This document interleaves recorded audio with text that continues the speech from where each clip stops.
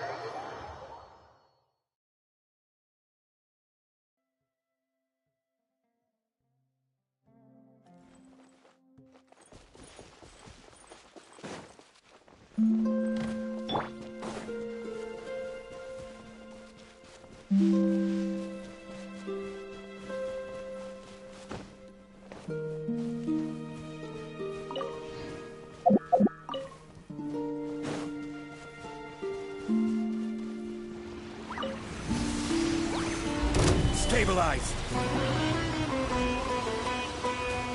Order guide you!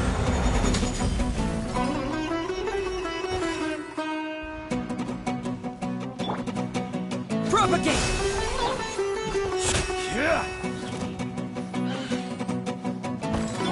I'll protect us. Oh, oh.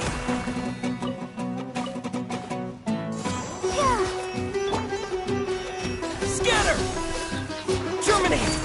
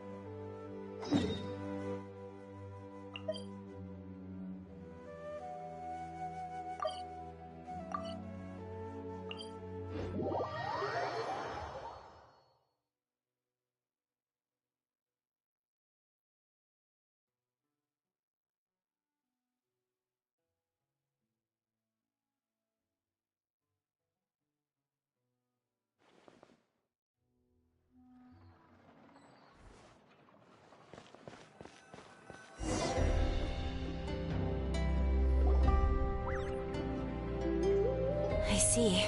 Thank you so much. The Adventurers Guild has been overwhelmed these days.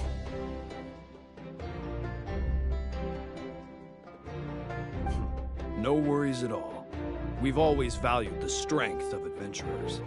Given the current situation, it's vital that we all work together. Since we're facing the same enemies, I'll send you the intel we've collected on the Abyss so far.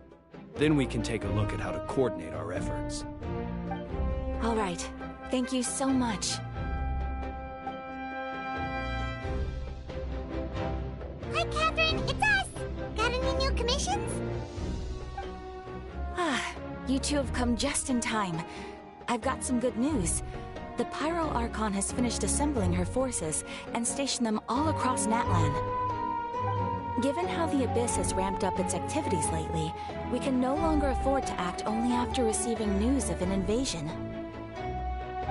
So the Pyro Archon suggested that the Scions of the Canopy and the Adventurers Guild focus on collecting and disseminating intel. That way, we can stay informed of everything that's happening across the land. Once we receive word of enemy activity, we can notify the nearest camp and the stationed forces can take immediate action.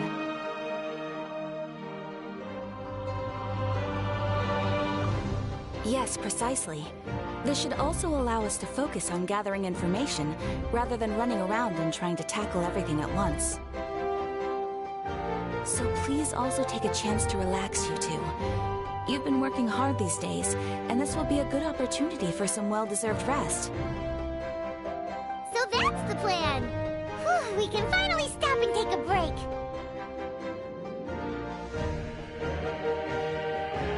Paimon knows that. It's not like Paimon just wanted to lay here and do nothing.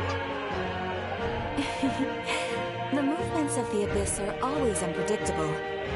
There have also been times when it suddenly became more active in the past. The people here generally see it as something like an acute natural disaster. Once the disaster is over, everyone will return to their normal lives. We just all hope that day will be sooner rather than later. Oh, right. Most people have no idea just how bad the situation has gotten in the Night Kingdom.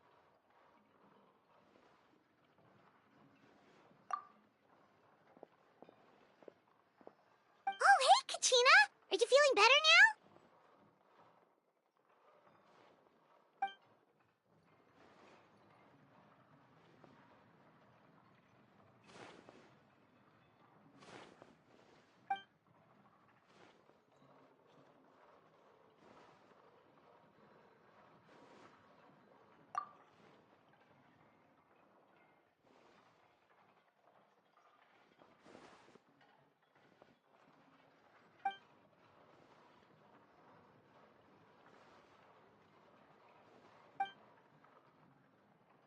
Wow! So we'll finally get to meet Shilonen, the legendary forger of ancient names! Paimon still can't believe anyone could forge those things.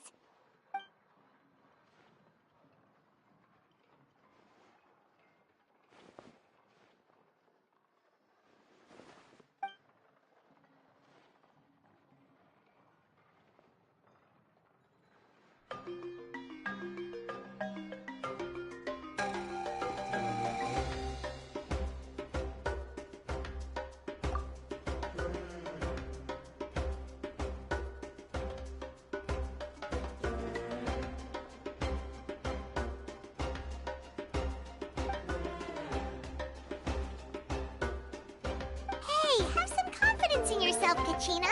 After all, you're already a victor of the Night Warden Wars.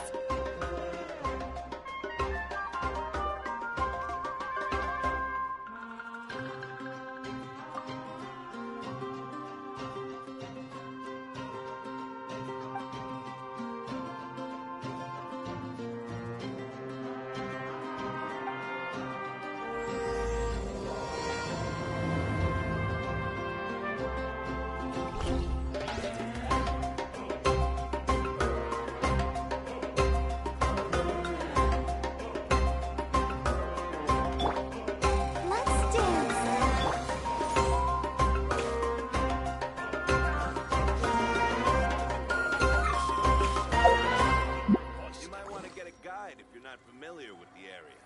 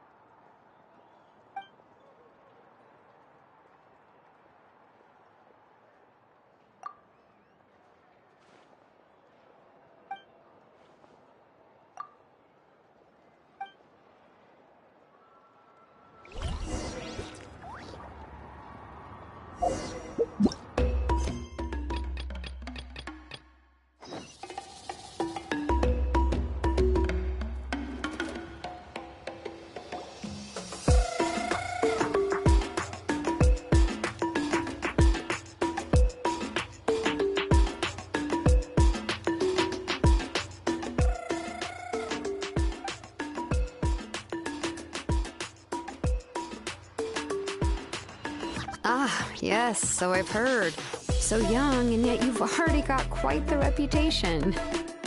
Wait, are you Outlanders? Yep, we're travelers who just arrived in Natland not too long ago. No, I mean, I was aware that you're travelers. It's just no one told me that you're Outlanders.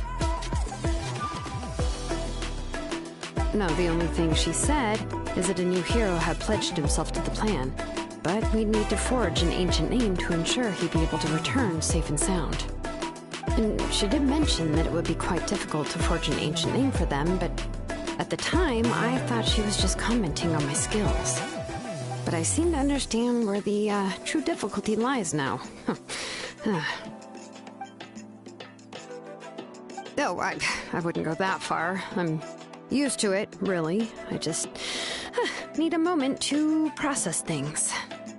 The Pyro Archon's requests are always difficult to fulfill, and we used to argue a lot. Honestly, it's probably for the better that she didn't bring this up at the time. Anyway, I can't argue with her if she isn't here, and it'd be pointless to take my anger out on someone else.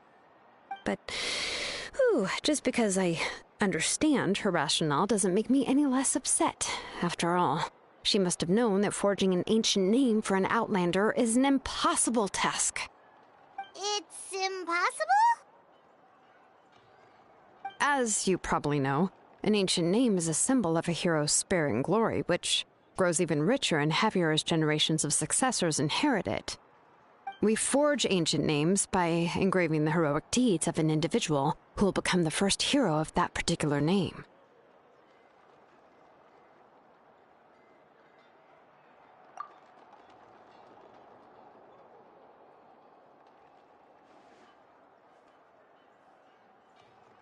But they were all performed outside of Natlan, correct? Yeah, that's right. Then those deeds haven't been recorded by the Night Kingdom. To take it one step further, even if you had performed heroic deeds in Natlan, as an Outlander, your actions still wouldn't have been recorded by our lands. Only memories and experiences that have been acknowledged by the Wyab can be used as a basis for an ancient name. Even the greatest of craftsmen cannot create something out of thin air, you know. That's just how it is. Seems the Wyab don't want just anyone to get a name, huh? Mawika, of all people, should know better than anyone, yet she's still entrusted the task of forging the ancient name to me. Oh, Paimon gets it. Nobody's happy being asked to do the impossible.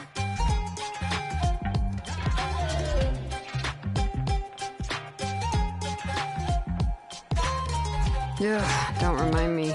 Let's just focus on how we can pull this off. How to achieve the impossible. You mean you're already willing to accept the task? Well, what else can I do? What's happened is already done, and it's not like I can outright defy the order of my Archon. If she gave me this order, then she believes the ancient name is an indispensable part of her plan, and that I'll be able to find a way to make it happen. In other words, the order is an affirmation of my abilities. Whoa, not only has she accepted the task, but now she's looking for silver linings?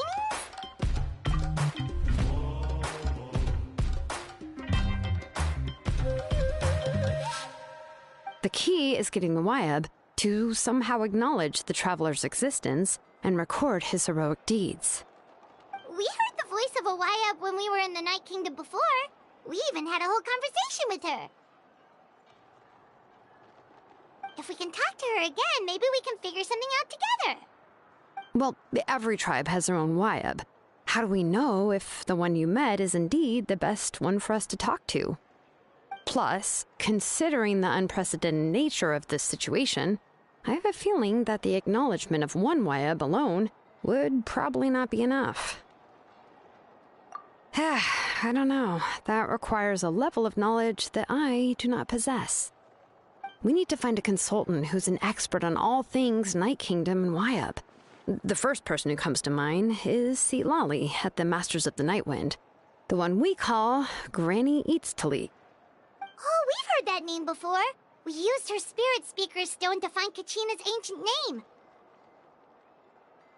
A person who can make something like that must be pretty impressive. I'm unsure she'd be able to help. Still, she's older now and quite eccentric. It's hard to even book a meeting with her, given that she's constantly holed up in her room and doesn't like to be disturbed. I've heard that to get her help, you have to be extremely patient with her and know how to keep her spirit up. I hate to break it to you, but... Huh. Why is that? I mean, didn't she already help you before? And you even managed to save Kachina. Well, yeah. At the cost of her Spirit Speaker Stone being split into two.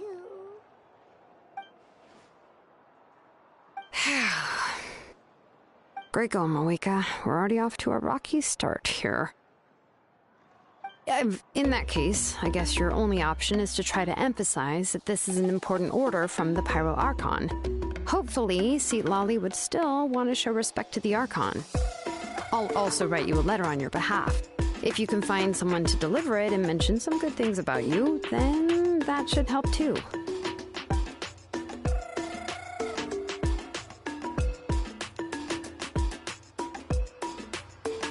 I'm unsure hopes a Hal won't interrupt when he's talking, though. Alright, Kanich is a seasoned negotiator. I trust that he'll know the best things to say. Please just give me a moment to write the letter, and we can meet up near the Statue of the Seven later. Sounds good. We'll take a stroll in the meantime.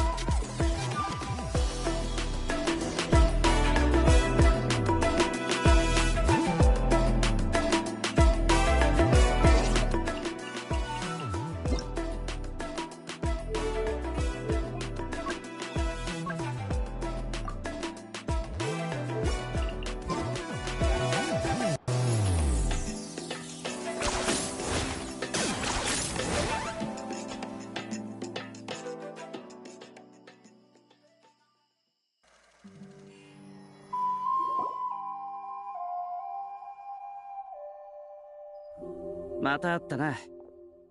カチーナから状況は聞いた。シトラリに手紙を届けて説得してみる。ちょうどスピリットストーンの件は説明して謝らないとって思ってたしな。厄介事を任せちゃってごめんね。シトラリとの付き合い方を分かってるのはあんただけだからさ。気にしないでいい。みんなエンジン様の計画のために頑張ってるんだからな。それにナタの状況がどれほどひどいかってことはここにいる全員が知ってる。ってことはカチーナと旅人も知ってるの？過去の英雄が目の前に出てくるのを見たとき、ムーラニちゃんはたくさんの記憶と知識が頭の中に入ってきたって言ってた。こっちに戻ってきた後、エンジン様はみんなにヤガミの国の状況とか、どうして英雄が急に現れたのかについて全部説明してくれたの。そうだったよな。で、エンジンが6人の英雄の話をした時、すでに認められた4人の中にシロネンの名前があったんだ。そういうことなら腹を割って話せるね。たとえ現状が悲惨でも一緒に進んでくれる仲間がいるっていうのは心強いかも。もう一つ情報がある。あの時競技場で隊長を助けた人物についてだが、ほぼ目星がついた。名園の主の出身でオロルンってやつだ。普段は集落を離れ村外れで一人で暮らしている。だから今回の失踪についても部族の者たちはずっと気づいていなかった。シトラリが気づいた頃にはすでにかなりの期間誰とも連絡を取っていなかったらしい。シトラリもそいつを知ってるのか？ああ、オロルンは孤児で名園の主の族長と親切な人たちによって育てられた。だが小さい頃から変わったやつだったそうだ。変わったやつって。名園の主の人ってみんな夢とか啓示の話に夢中らしいから、傍から見ればそれだけでも十分変な奴らだけど、そんな部族の中で変わったやつって呼ばれるぐらいなら、直接会ったことはないけどよっぽど普通じゃないんだろうね。まあそういう点ではオロルンとシトラリはちょっと似てるかもな。だから二人は気が合うと思う。なるほど。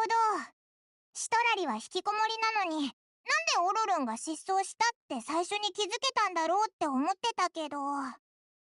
オロルンが自らの意志でファデュイに入ったのか、それとも脅迫されたのか、そこについてはまだわからない。でもシトラリは一刻も早くオロルンが裏切ったわけじゃないと証明したいはずだ。そこを切り口にする。つまりオロルンと隊長の行方を探そうって提案するの？ああ、もしみんなが協力してくれるなら、それは単純なお願いから両者が利益を得られる協力関係になる。エンジン様からの命令を断ることはないと思うが、協力関係を提示すればシトラリもオロルンのことを気に病まず、より集中できると思う。おう、スピリットストーンを出してくれたお礼もしたいしな。さすがマリポのキーミチ、筋が通ってる。じゃあ手紙は頼んだよ。2日後競技場で待ってるから。ああ、すぐに届けてくる。キーミチお兄さん、いってらっしゃい。じゃあ私も帰るね。まだ片付けが終わってないんだ。うん、じゃあこんなとこでまた2日後ね。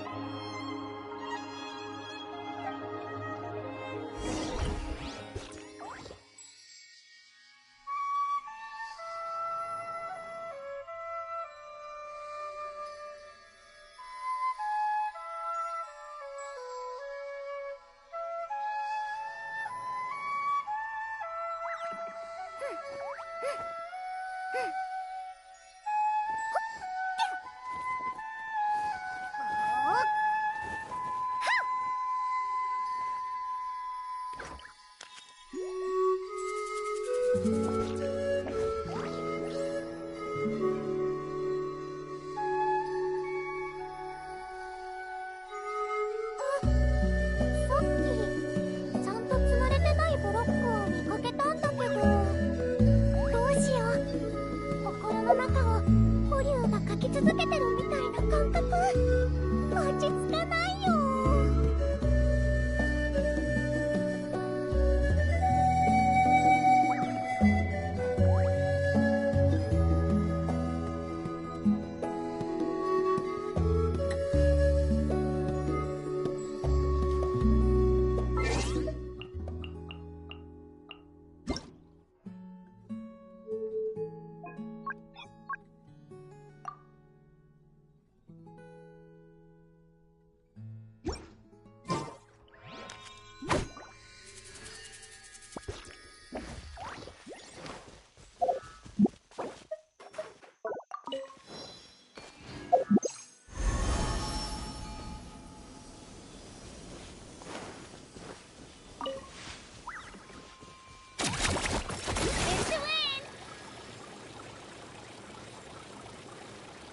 Okay.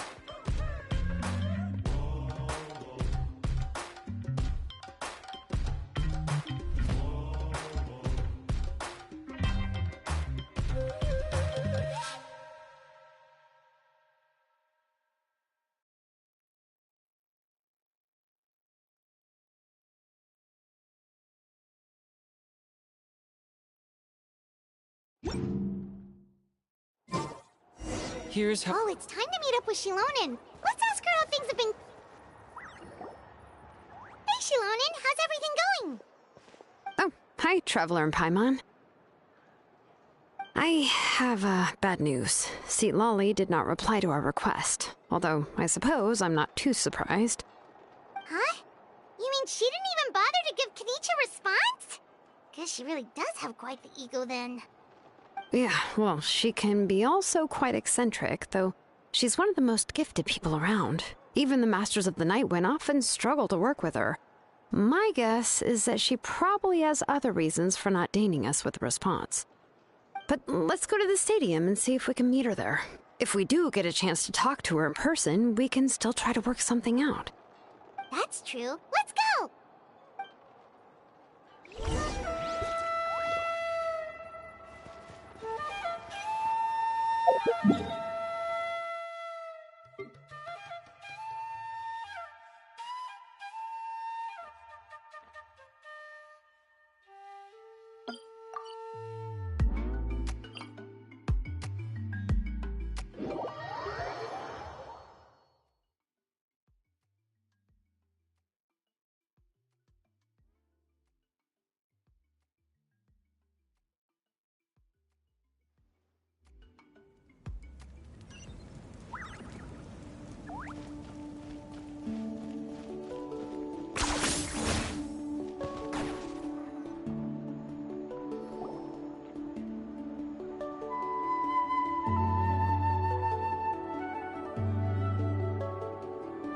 Paimon doesn't see anybody.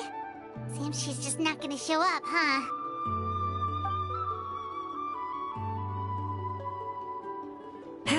Well, we tried to be as considerate as we could, but she's under no obligation to help. That might be true, but this is still a request from the Pyro Archon, right? Shouldn't the subject always answer the call of their Archon?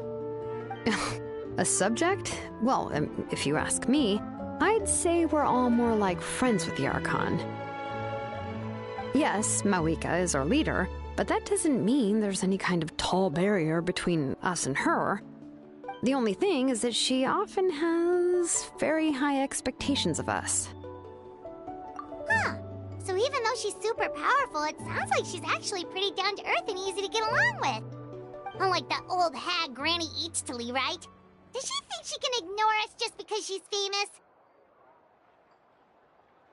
You all talk about her like she's some kind of huge deal, but she didn't even bother to reply to our letter! Seriously, if she didn't want to come, she could at least let us know. If that's what aging does to you, Paimon never wants to get old. Oh, really? So, that's how you see me?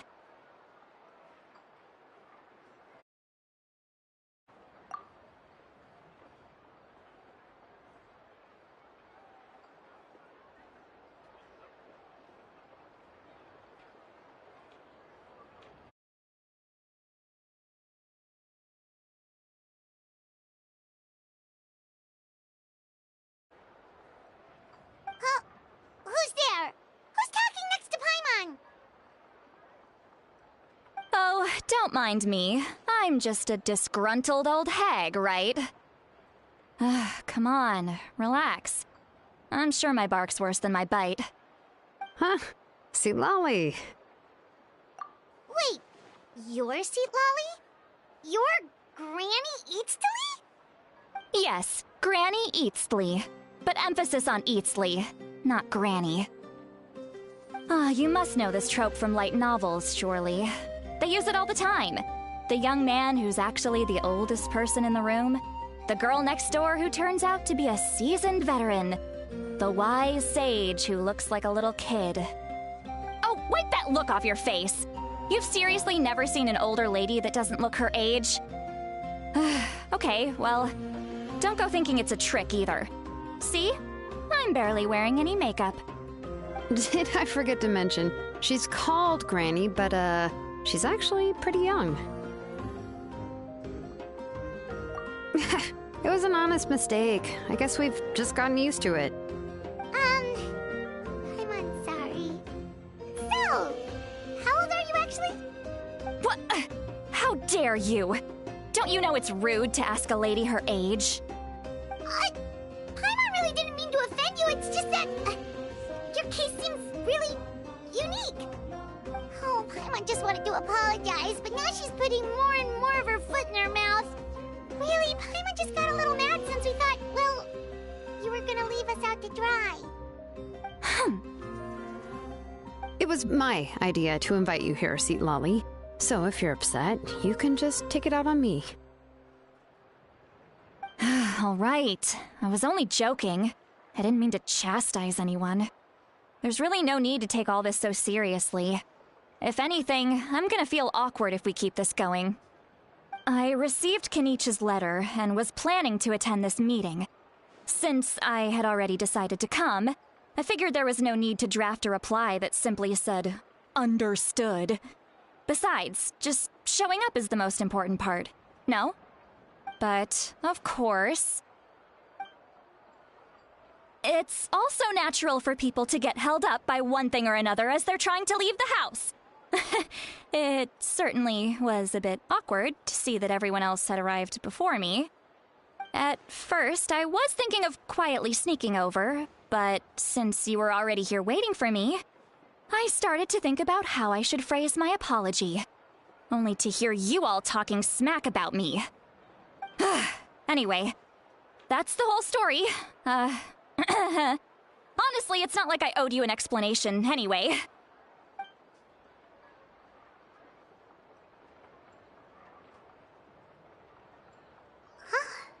What's with that expression?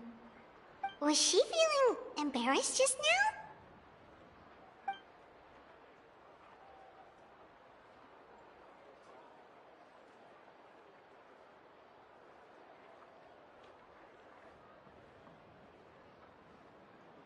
When the Masters of the Night Winds say they struggle dealing with her, I wonder if the feeling is mutual. She seems to be pretty awkward herself. Everything she does and says seems a little forced. Anyway, Shilonen, I heard that you require my help in crafting an ancient name. Correct. The situation isn't like anything we've handled before. Let me explain. I see. So Mawika has asked you to forge an ancient name for an Outlander. Well, that would be a first. And you've also heard all about Auroron. I must say, he's always been a good kid. I can't see him joining the Fatui of his own volition. He must have been coerced somehow. Yeah, that's what we came here to ask you. We'll help bring Auroran back if you help us solve the problems of forging the ancient name. What do you think? I suppose I'll just call you Traveler for now. Traveler, come here. Let me take a good look at you.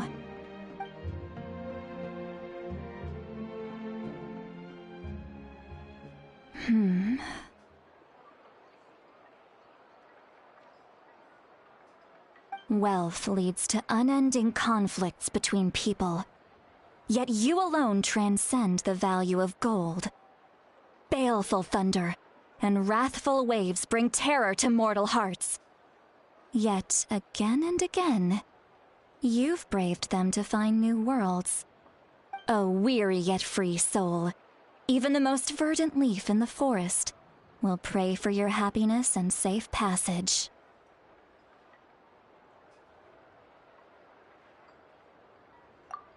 Those are all the things that I could see in you. You've experienced far more than even most mortals could dream of. You possess the heart of a sincere hero, along with the conviction to lift a torch above your head and walk headlong into the night. Huh? Don't move. There's something here. Huh? What thing? Don't scare Paimon. Is the Traveler gonna be okay? Shoo! That should do it. You've just returned from the Night Kingdom, so some fragments of souls were still stuck to your body. No need to worry. I've just cleared out the last of them. Isn't that kinda like having part of a ghost come back with you? It's nothing as serious as that. If left unattended, the most it could do is stir up some chaos in your mind, and generally worsen your mood. Well, in that case, better to get rid of them. It was nothing. Shilonen, let's follow your proposal. Once you've brought Auroran back, I'll take you to see the Lord of the Night. The Lord of the Night? But don't we need to talk to the Wyab of the tribes? Something this important is beyond their jurisdiction. Only the Lord of the Night can decide whether we can grant an ancient name to one who does not hail from our lands. The Lord of the Night is an ancient entity that rules over the entire Night Kingdom, constantly borrowing the power of the sacred flame to combat corrosion from the abyss. Oh, so you're basically saying it's even more powerful than the Wyab of the tribes. Well, that sort of makes sense, being the Lord of the entire Night Kingdom and all. Not exactly. It's not so much that one's more powerful than the other. But never mind. That's not important. It would take too much time to explain. Just listen carefully to what I'm about to tell you. The Lord of the Night is currently in a deep slumber, and we can only communicate with its consciousness while in a trance. In other words, in a dream. But I will need to prepare a few more things if we are to hold a ceremony to achieve the state of the trance. I'll make a list. Can any of you get everything for me? I can go. It'll probably be a long list, so better leave it to someone who knows all the local vendors. Sounds good. Then we'll go with St. Lolly to track down Auroran. Phew, the Fatui are nothing to scoff at, so please, be careful during your investigation. If you need any help, just come find me. Yep, we'll be sure to play it safe.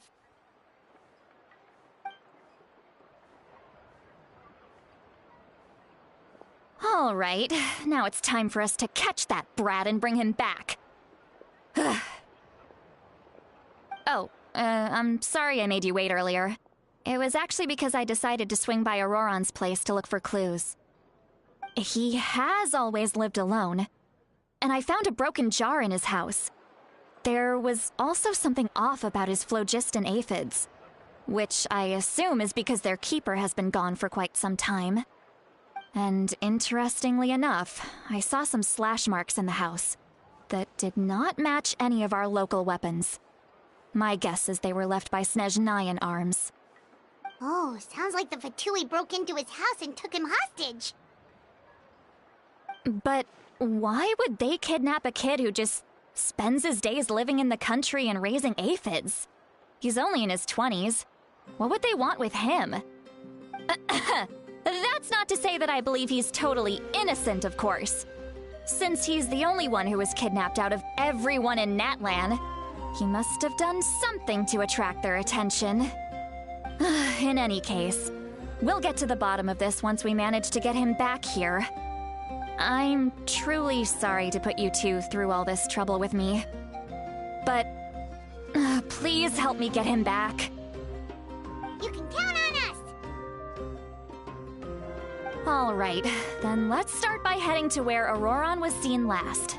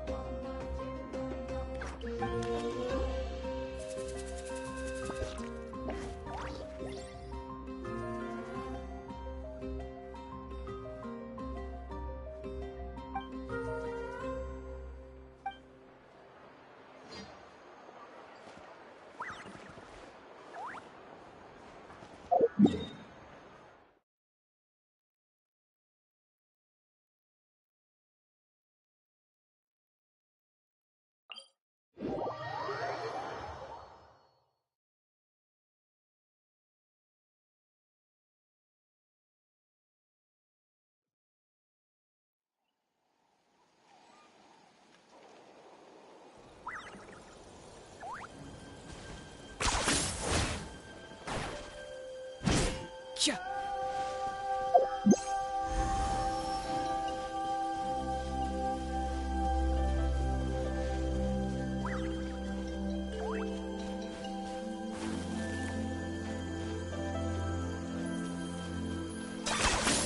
You really are a one-trick pony, you know.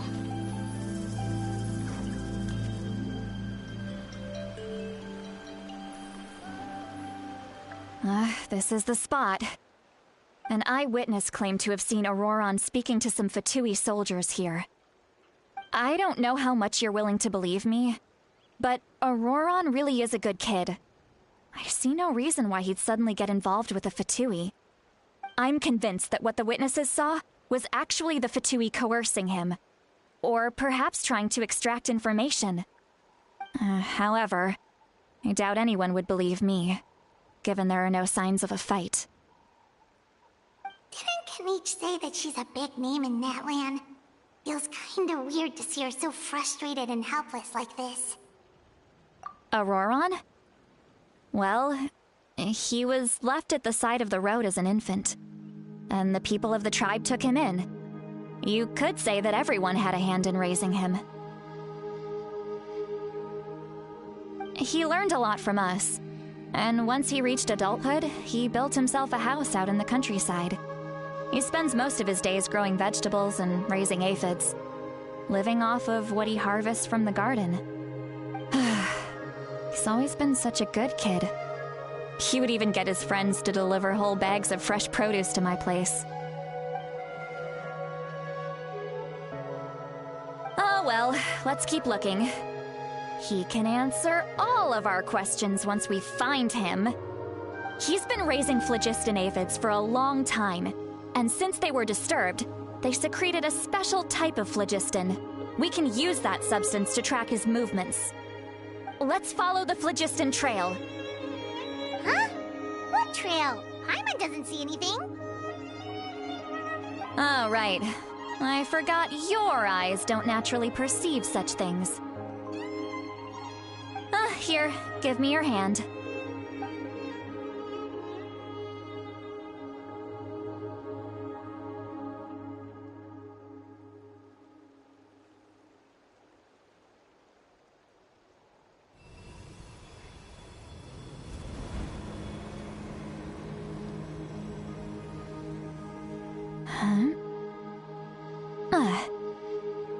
How about now? What do you see?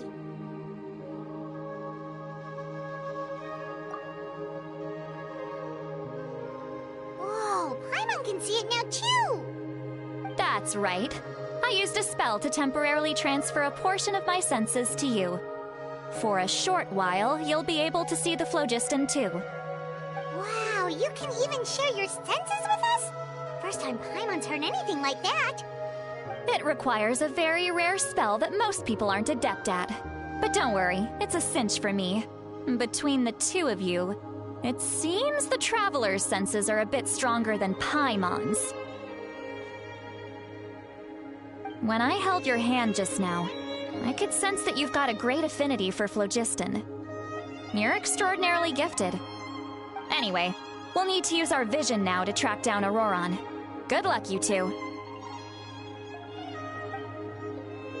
Over here, this way!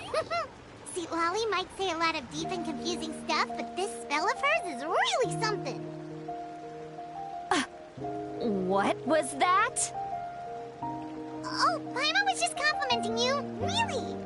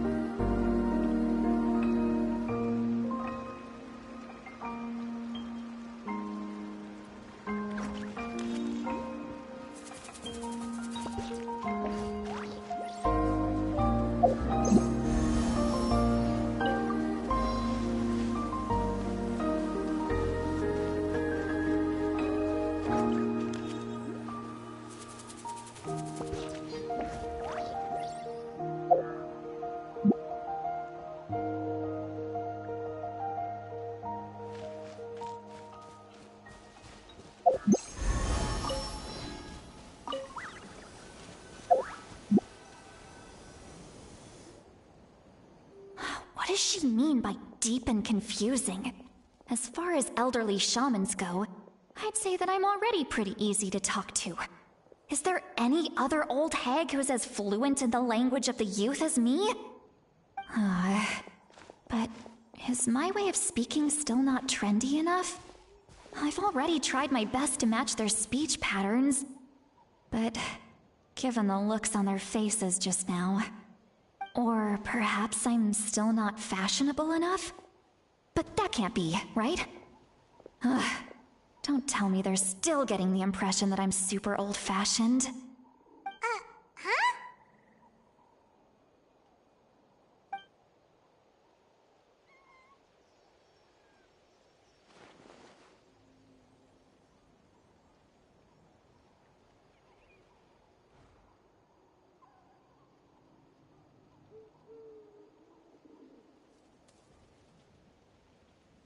Was that St. Lolly's voice?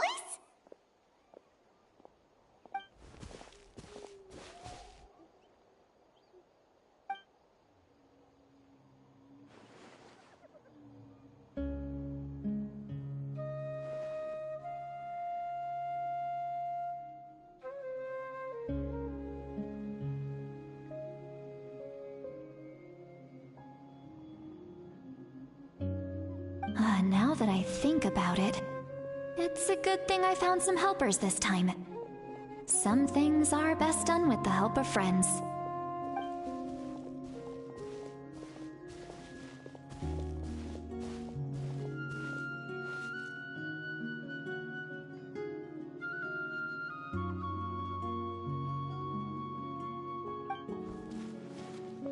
Oh? They appear to be feeling quite confident. Looks like our work will go smoothly.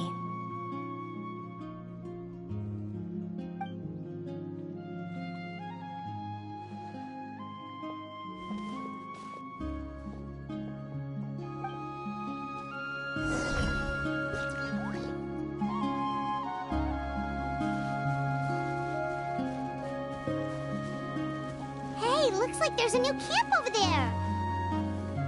Let's go take a look.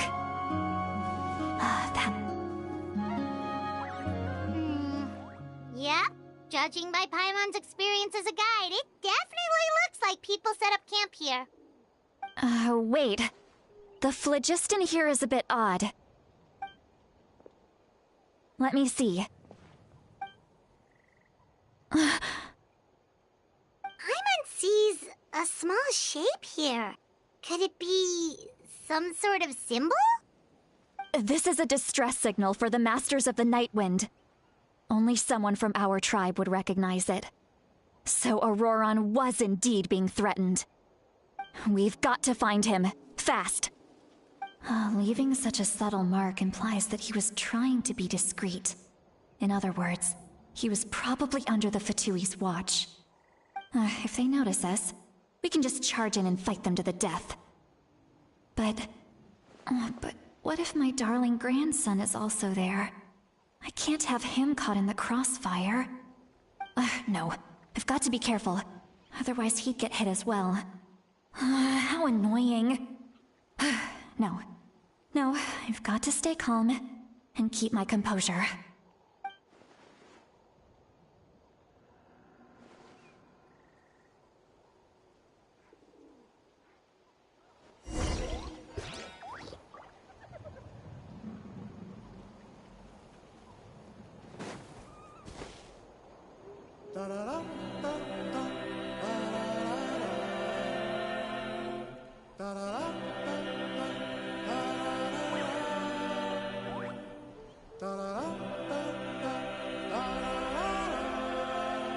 Hal loves being antagonistic. Just ignore him when he's mouthing off. Don't let him get under your skin. I dare you to release me and say that to my face!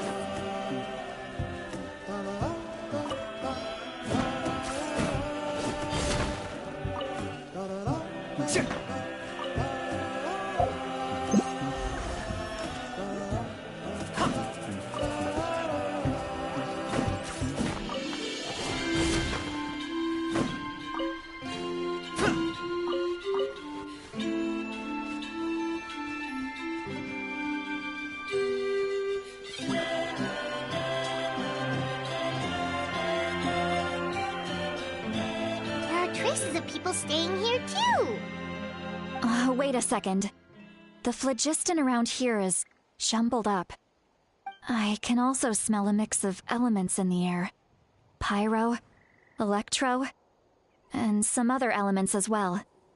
Kanich told us that you were super amazing. No wonder you can sense so many more things than us.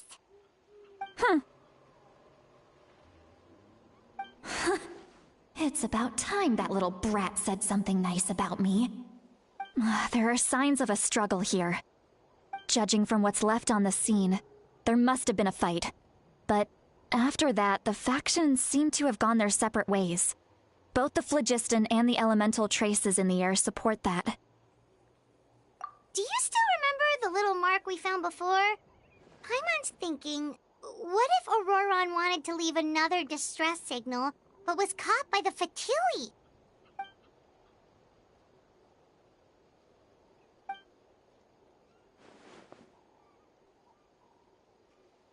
Given there are 2 signals leading from here, we should split up as well.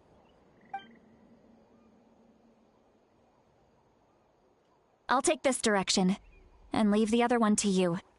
Let's meet up again later. Auroron, what the heck were you doing? It's one thing to trouble me, but now I had to bring other people into this as well. You little brat. And off she goes! Traveler, did you hear all of that as well? Once Seat Lolly left, that voice went away as well. Paimon even tried calling her name inside Paimon's head, but there was no response. So you were thinking the same thing! Paimon also thought that if we could hear what she was thinking, then she could probably also hear what we were thinking in our heads. She did say that she was quite adept at this spell, and it doesn't sound like she's had any trouble with it in the past. Huh, maybe we're a special case and can hear her thoughts as a side effect. If you think about it, she's really got a lively inner world. It paints quite a different picture from Paimon's first impression of her.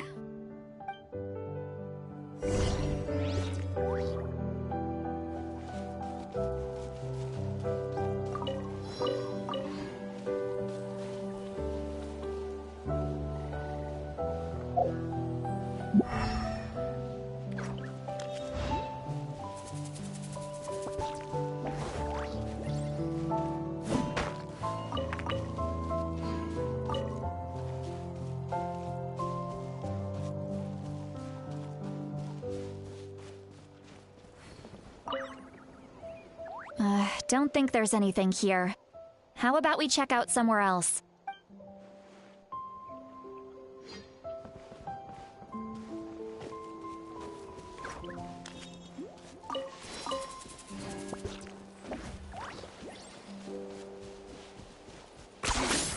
Points for agility.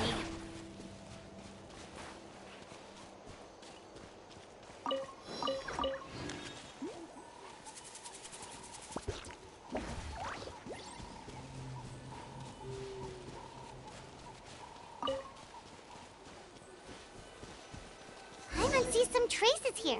Let's follow them and see if we can find anything up ahead. Are you running away?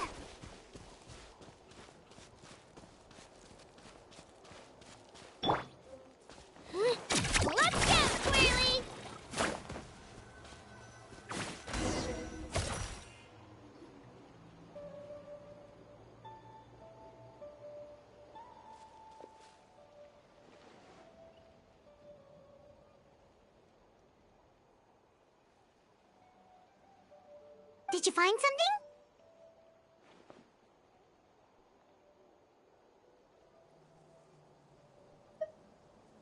Huh. So we can't tell where Auroron might have gone from here. That's weird. The phlogiston trail suddenly stops. We can't make anything of these footprints either.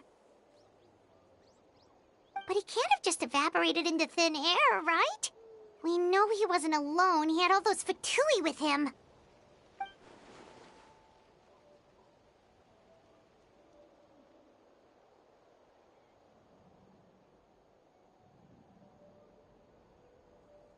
So, you can hear the sounds of the wind from beneath the earth.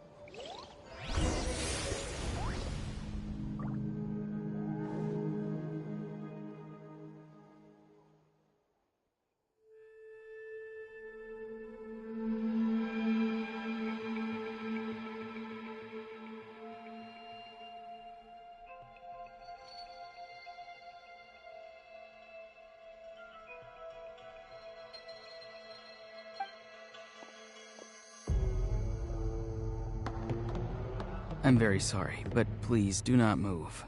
I have no desire to hurt you. I apologize that our first meeting has to take place like this. It's just that you're much like one of those animals with ears that perk up as soon as it senses danger in their environment. And given your combat proficiency, I would not have been able to gain an advantage over you if you were anywhere else in the world. However, you're now in the Night Kingdom, a familiar domain to the Masters of the Night Wind. Hello, traveler. I'm Auroron, the one you've been searching for.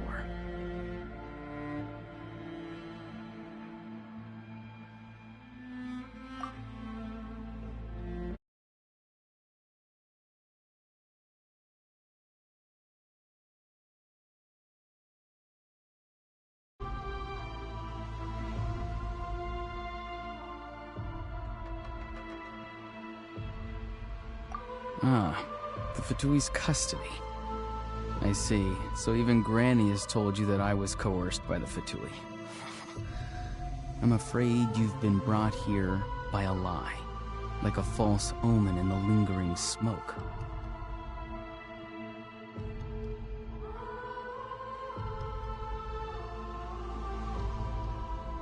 My friend and I only left those traces to lure you here. Deceiving you was never our true intent, however. It was simply the fastest and most feasible way for us to set up a meeting. Greetings, traveler from afar. Be careful with this traveler. His soul is temporarily restrained by us, and it appears to have become more fragile in the process. It's taking all my concentration to hold on to him. It was I who tasked Auroron with leaving the traces to lead you here, and I who used the Master's ritual to bring your soul to the Night Kingdom. I've heard much about you from the past encounters you've had with my colleagues. Given the present situation in Natlan, I would like to sincerely request a formal meeting with you, in person. I will use the opportunity to explain my goals and motivations to you, as well as why I mistrust Malwika, the Pyro Archon. I believe there is little reason for you to blindly follow her plan. If you would like to hear our intel, then find us to the east of the stadium. But remember, not a word of this to anyone. I would like to avoid any further conflict. You will see me again once you return to reality. No matter what I say, please, help me keep this a secret. This is all to avoid dragging Granny into this conflict.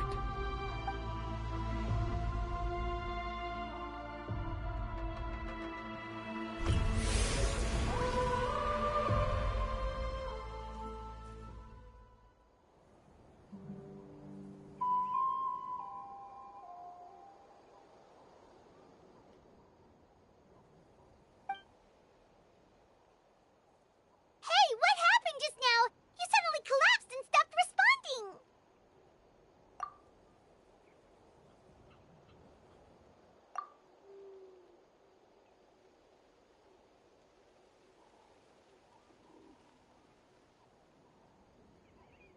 Hey, why are you sitting on the ground? Are you okay? See, Lolly! He froze for a moment and then just collapsed to the ground. Could it have been those leftover remnants from the Night Kingdom? Do you have any itches or pain anywhere? Don't worry.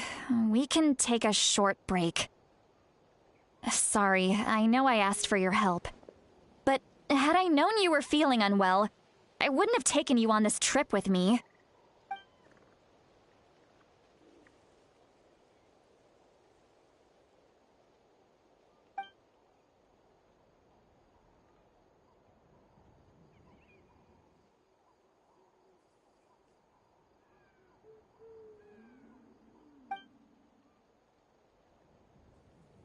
If you're feeling sick, you should just say so.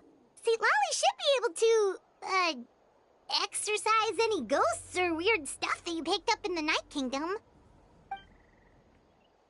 A seasoned traveler must know the importance of not pushing yourself beyond your limit. If you need anything from me, just say the word. In any case, let's take a bit more time to rest now.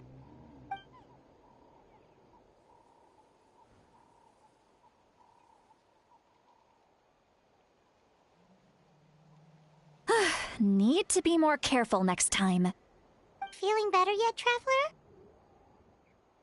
All right, let's get ready. I followed my phlogiston trail earlier to a stronghold guarded by soldiers. I have a feeling that Auroron is probably being held inside. Oh, so it's close by. Then let's head over right away. Well, I recruited you to be my helper, which means we're in this together. Like the wind and the clouds. We either move as one or not at all.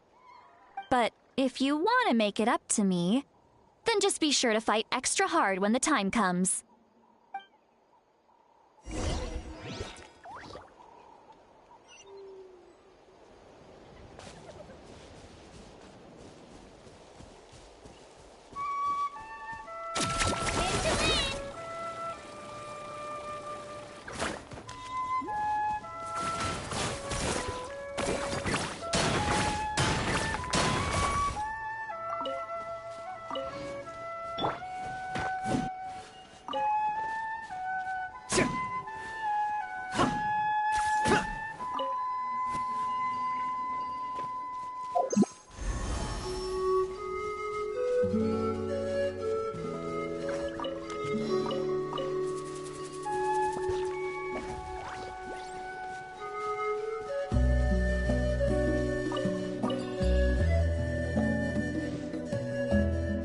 there.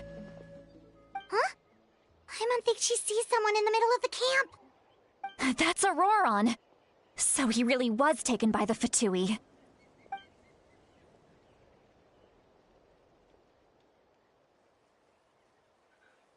All right, we'll take the lead.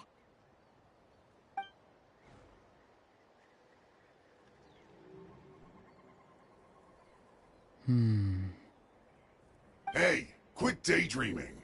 Don't you have work to do? I cannot see the sun. Without the sun, I cannot see the truth. You are currently blocking the light, so I must beseech you to move aside. Huh? Okay, Mr. Philosopher. That's enough mumbo-jumbo. Wow. I'm going to rip that guy's head right off. See, Lolly's struggling to control her temper now. Are you ready? Let's go kick their butts. On my count. 3, 2, 1! Still trying to resist? You've got no idea who you're up against. Mind the side effects. A bitter pill to swallow. Shine down! Torn to oblivion!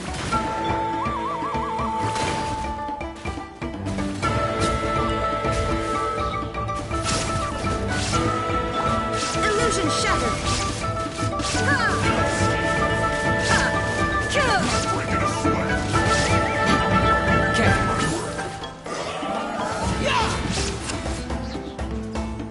Target acquired! You can't run from death. For your king! Now you shall perish! There is no escape! The death you will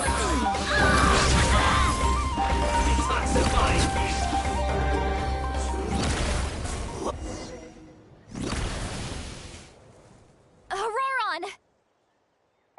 Granny! Paimon knows she's called Granny Eatsley, but it's still kind of weird hearing someone actually call her Granny. And greetings to you too, Gramps. What did you just call him? Gramps? Is that not right? You're Granny's friend, are you not?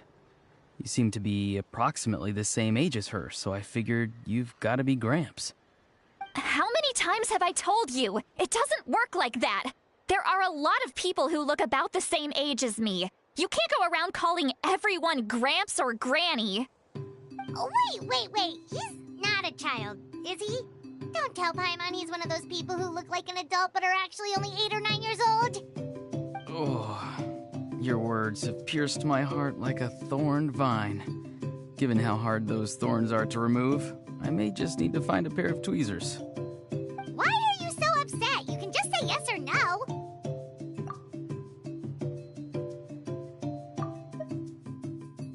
Oh, your words have pierced my heart like a thorned vine. Given how hard those thorns are to remove, I may just need to find a pair of tweezers.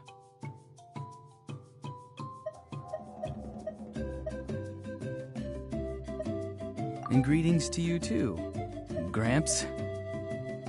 Granny! Granny!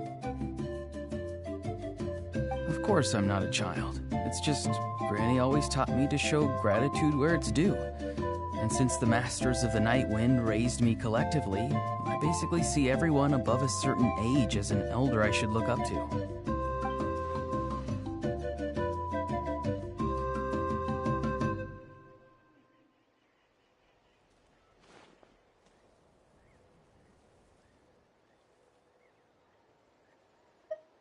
Exactly. But if you keep that up, then everyone's going to be your senior. And do you think saying all of this is gonna save you from a scolding, Auroron? Haven't I told you 100 times since you were a kid? Heed the 3 warnings. Be wary of beasts prowling around, scammers looking for their next victim, and strange people who appear out of nowhere. Oh, so you do remember, and you just chose to ignore them. I always knew that living on your own was going to get you into trouble sooner or later. But getting kidnapped? That really takes the cake. You won't always be able to rely on other people coming to your rescue, you know. You're just lucky we got here when we did. Or we might be launching another search and rescue operation to find out where they put your severed head. I'm sorry, Granny. I'll be more careful next time. Next time? Oh, good one. You think there'll be a next time after this? Not a chance. They didn't hurt you, did they? No, they just asked me a lot of questions about Natlan's terrain and made me draw a map of the ley line distribution. Okay, now answer me honestly. Were you the one who helped the captain escape after his battle with the Pyro Archon? Yes. So why did you do it? Because they said they would need my help from there on out. They also said that if I refused, they'd just come to you, Granny, and they'd already figured out a way to make you do their bidding. Hey! I'm no ordinary Granny! Would they really dare to come after me? And you! Did the gods give you a brain just for you to not use it? Did you really believe everything they said at face value, and not stop to think? Thankfully, the Pyro Archon only asked that we find the mysterious individual from the Masters of the Nightwind, and didn't slap your name on a wanted poster. Don't think for a second that she doesn't know what's happening.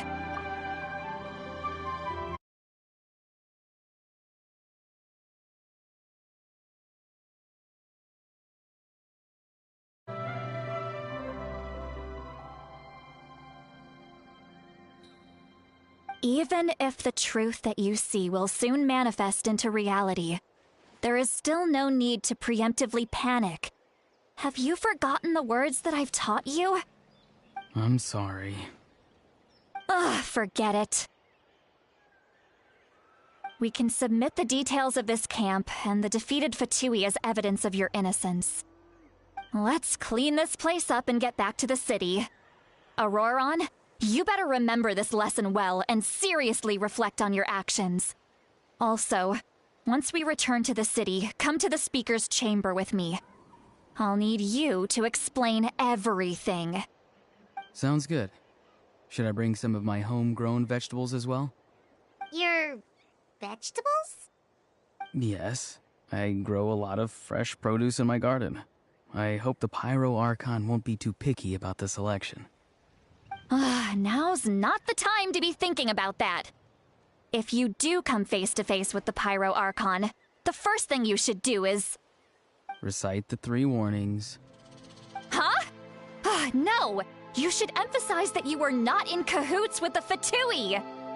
How exactly did the Masters raise this guy? Oh, right.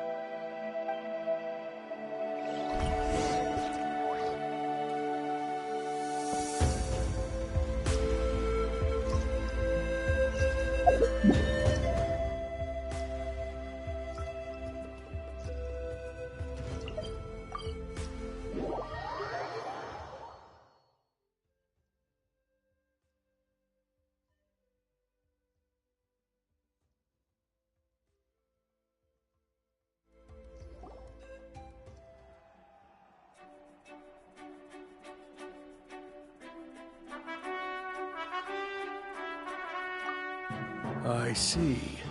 So Auroron came to the captain's rescue because he promised to help him in exchange for Citlali's safety. That's right. I'm sorry. Now that you know Auroron was only trying to protect another member of his tribe, could I ask you to petition the Pyro Archon for her forgiveness? We'll give her a full report. We'll let you know once she's reached a decision. Will I need to stay here? Technically, yes. But if Miss Citlali is willing to serve as your guarantor, then we can release you from custody. Sure. I'd be happy to do that. I don't have any more time to waste here. I still have other things to do. Understood. Thank you very much. Mr. Auroron, please report back to the Speaker's chamber as soon as you've received notice of the Archon's decision. I understand. Thank you. And thank you too, Granny. Whew. Well, at least you won't need to hide your face anymore. Traveler, Paimon, thank you very much for your help. And don't worry, I haven't forgotten about my side of the deal. Once Auroron is settled, I'll go talk to Shilonen and get started on forging an ancient name for you. Oh, thank you! You scratch my back, I scratch yours. It's as good as done. You can just go twiddle your thumbs or something while you wait for the good news. Bye for now. Come with me, Auroron. We've got to find you a place to stay for the night.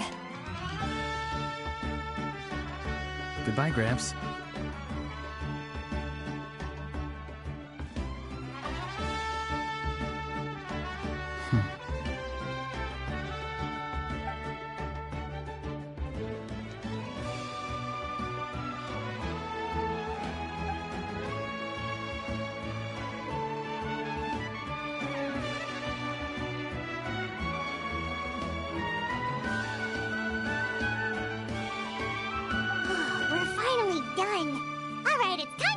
Grub. Huh? What is it, Traveler?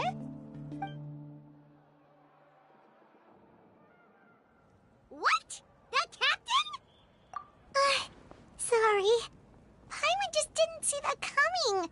So you really saw him in the Night Kingdom? And he didn't attack you? Oh, that Auroron, what is he up to? He sounded earnest enough just now. Paimon would have never guessed anything was happening. All that stuff about protecting Seat Lally and being forced to help the Fatui when he's actually been a willing accomplice all along. Yeah, you're right. Still, Paimon appreciates you telling her about this. Paimon will support your choice no matter what, so if you want to go, we can go together. We still have another whole day before the meeting, so we'll just meet with them when the time comes.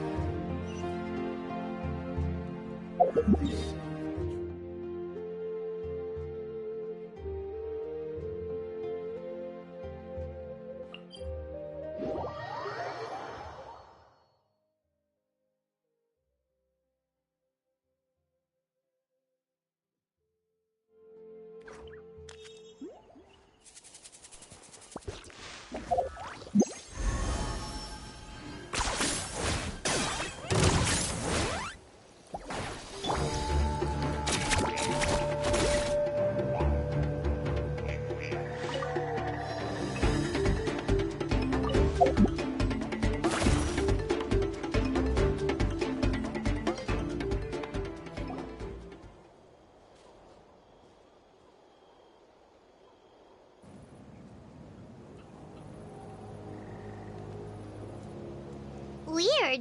Paimon doesn't see anyone. Oh, please don't let this be a trap.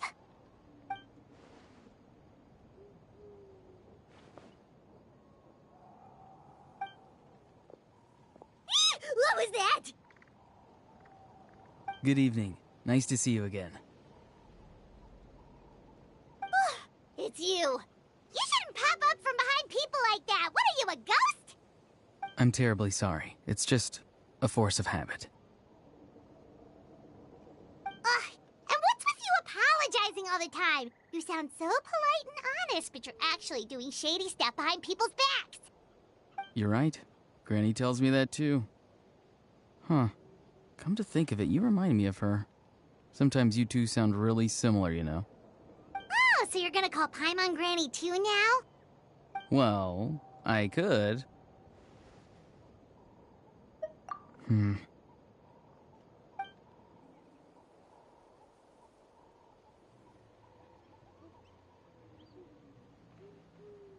It's all clear.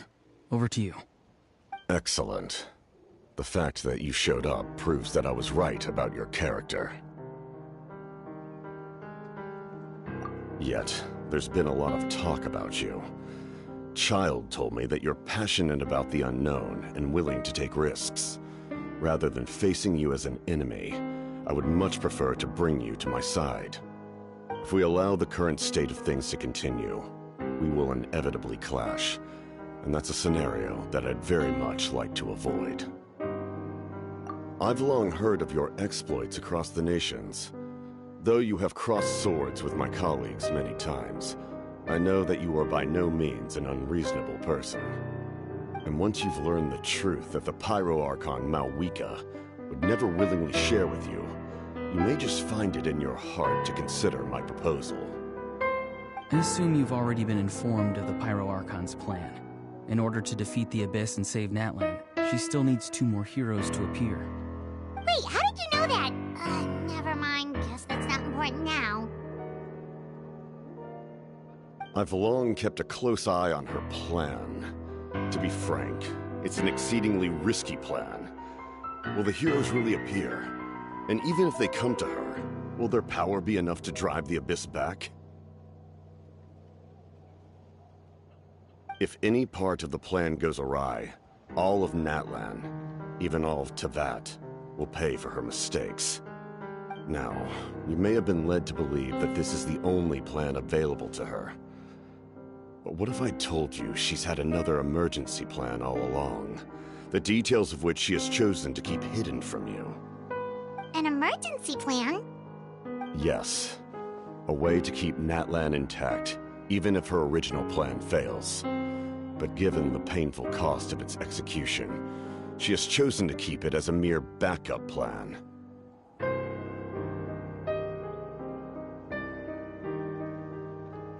Whether this stems from hesitation, fear, or even naivete, I cannot say. But Natlan cannot afford to wait until she comes to her senses.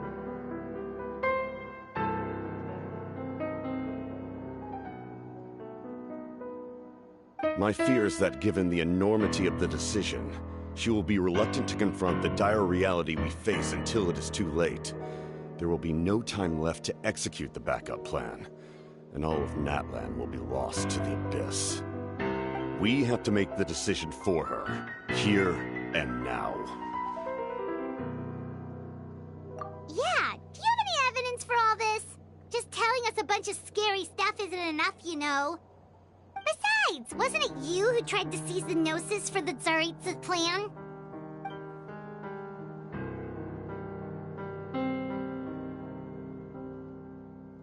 I knew you'd be clever enough to see. That's right. I did not seek the Gnosis for the Tsaritsa. Since I was defeated in battle, I must put to rest my thoughts about the Gnosis. But even so, my desire to save Natlan remains unchanged. And now, I have found a new way to solve the crisis. We can implement it immediately if we reach an agreement. Someone's here.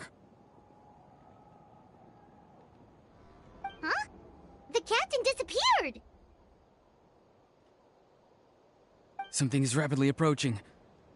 Oh no. Something? Bad news, chump! It's your granny! Oof. See, Lolly? When did you get here? I knew something was amiss after we were separated. Hidden ceremonial tools, an unconscious traveler. I must say, I'm very curious about what you're up to. How dare you go behind our backs like this, Auroron? Colluding with the Fatui? Really? Oh, here we go again. cat got your tongue, huh? You really think you can avoid a scolding just by staying quiet? I'm not trying to avoid anything. Oh, and now you're talking back. Well, go on then. Explain yourself. What the heck are you up to? I'm sorry, Granny. I feel so guilty. You! That's it! Where are my tools? I swear if I don't teach you a lesson right here and now, I'll... Wait, Lolly! Please, calm down. We, still learned a lot of info, didn't we? Like the fact that the captain isn't trying to seize the Gnosis anymore. So, maybe just save the scolding for later, okay? Listen well, Auroron. You're only getting out of this now because of the Traveler's plea. This isn't over. You hear me? You're right, Traveler. Let's go. We can discuss this more back in the city. You two keep an eye on Auroron for me, okay?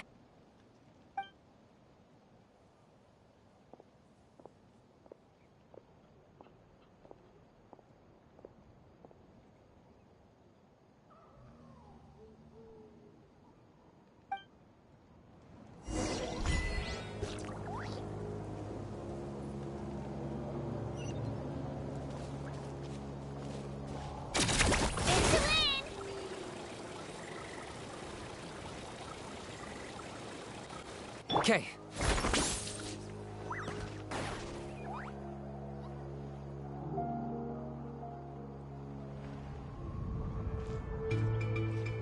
In all my years, I've never had a child cause me so much grief. Do you seriously not see what's at stake here? You've got a head on your shoulders, Auroron. Use it! Why did you help the captain? And I want the truth this time. No answer? Think you're being smart? Then let me ask a different question. What does the captain want? What is his purpose in Natlan? Really? You're just going to stonewall me?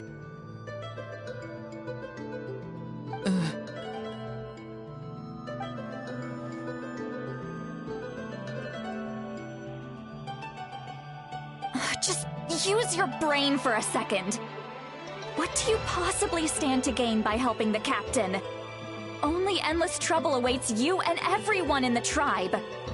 You've always been a good kid. Why would you throw that all away now? If you're worried about something, just talk to me. Granny would much rather we had a conversation instead of constantly clashing like this. Why is he staring at us all of a sudden? I'm sorry that you have to hear all this. You're very kind. Most people would have fled by now. Not everyone can handle Granny's scolding. Oh? You dare gossip between yourselves instead of listening to me? You... Sorry, Granny. Sorry, Granny. Sorry, Granny. You know what? Fine. I'm perfectly aware that everything I say goes in one ear and out the other. You're all grown up now, so why would you listen to an old hag like me? You say all the right things, but then you go and completely ignore me. Well, if that's how you're going to treat me, you can stop sending Aoife over to my place to deliver your stupid vegetables! I don't need anything from you! Who's Aoife? A delivery person? That's irrelevant. The point is, he hangs out with this kid, so he must be no good. You kids get to a certain age and suddenly act like you know it all. There's nothing I can say to get through to you. Auroron, if you're still thinking about that so-called duty, then please, just forget about it. The ley lines did not fall to this state because of you. And we've long closed the book on that incident. Seems they've started talking about some kind of tribal history. I'm starting to get lost. That's not it, Granny. I know you tend to get down on yourself when you're upset, but I can tell I really hurt you this time. All I can say is I'm sorry. His voice. Auroron! Where have you gone? It sounds like he's somewhere super far away, but isn't he right here in front of us? I'm really sorry. It's up to all of us to do everything we can to save Natlan. So I've got to go. Get back here this instant! Auroron! What is this? Powder from plant spores? Is that the trick he used? What just happened? How was he able to suddenly get so far away like that? It's a trick of his. If you grind spores into a powder and spray it in the air, it can be manipulated to create an illusion. He pulled it off flawlessly. He must have put a lot of time into perfecting it. Don't tell me that's how he's been hunting in the fields these days. Oh, couldn't he have picked up something more useful? Little brat. That's it. The next time we meet, I'm definitely going to break his legs. Whoa, that's a little extreme. But still, why does he feel like he needs to run from us? If his goal is also to protect Natlan, then can't we work together? I'm sorry for interrupting your conversation with them earlier. But even if you'd been able to hear them out, there's no guarantee you would have gained anything substantial. Auroron probably did everything he could to get away because he knew I'd get the truth out of him sooner or later. Ah, that brat. I swear.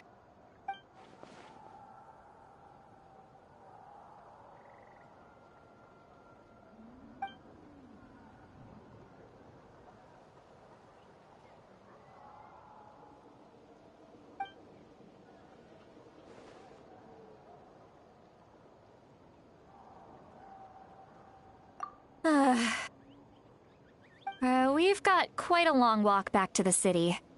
Let's take our time. It'll give me a moment to figure out how to explain all this.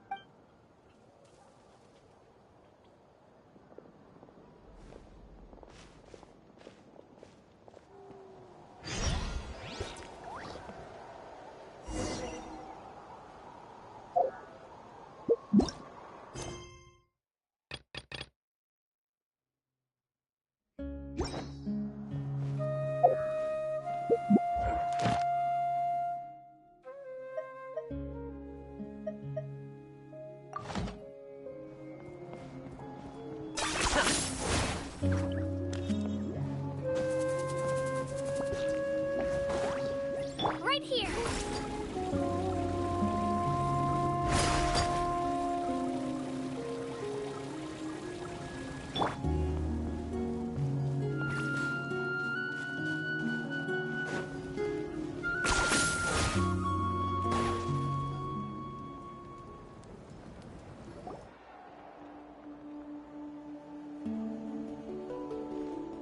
Do you two have some time?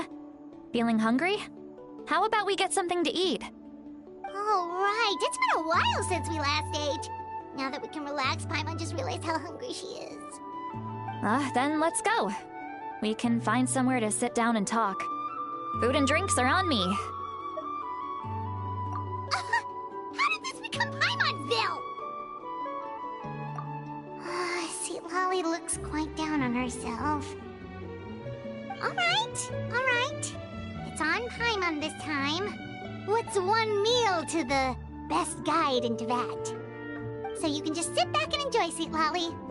Paimon will take care of it. Hey, come on now. You won't even let me take you out for some food and drinks? I just wanted to treat you to a meal. Are you sure? We can save you some Mora. Mora is the least of my concerns. Besides, we're definitely due a meal after all the time we've spent together. Let me get this one. I might be an old hag, but I like to think I'm not completely useless. Sure, that's fine with us, but Paimon doesn't want you to be sad, sweet Lolly. Don't worry. I'm sure a juicy grilled steak will work wonders.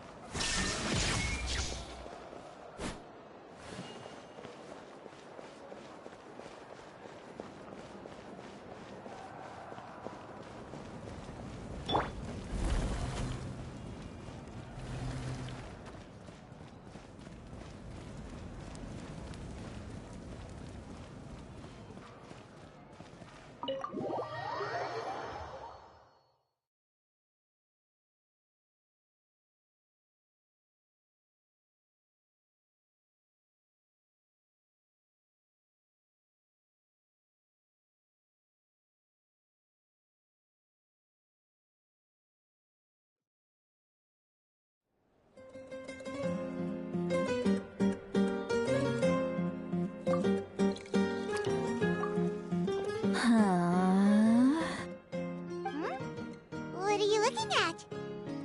Do you see two people standing by the door? They look like spitting images of each other. Are they twins?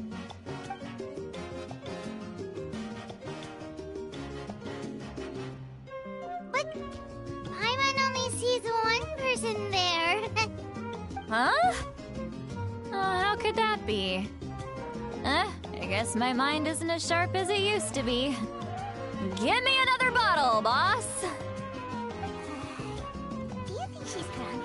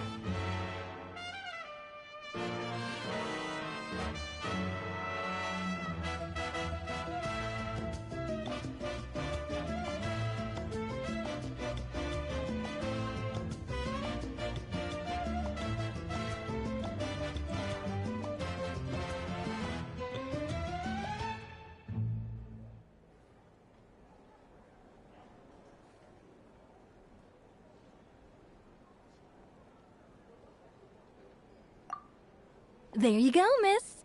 Oh my, it's not every day you get to see Granny Itzley here with some friends. Not to mention ones who've made a huge name for themselves recently. Oh, so you've heard of us?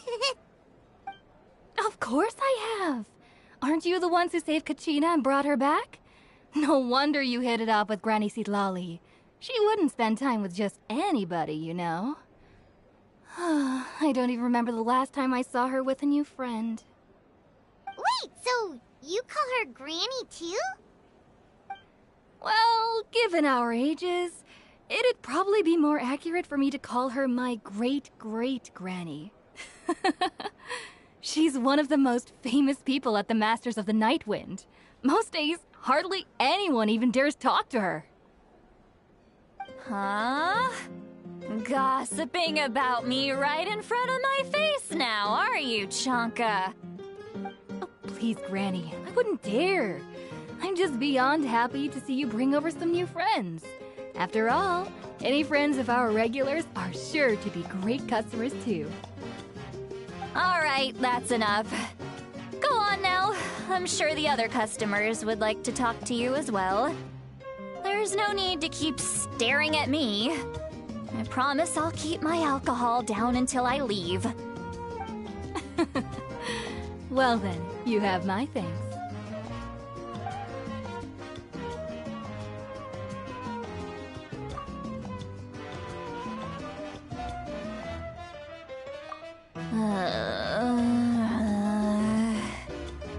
Sitlali?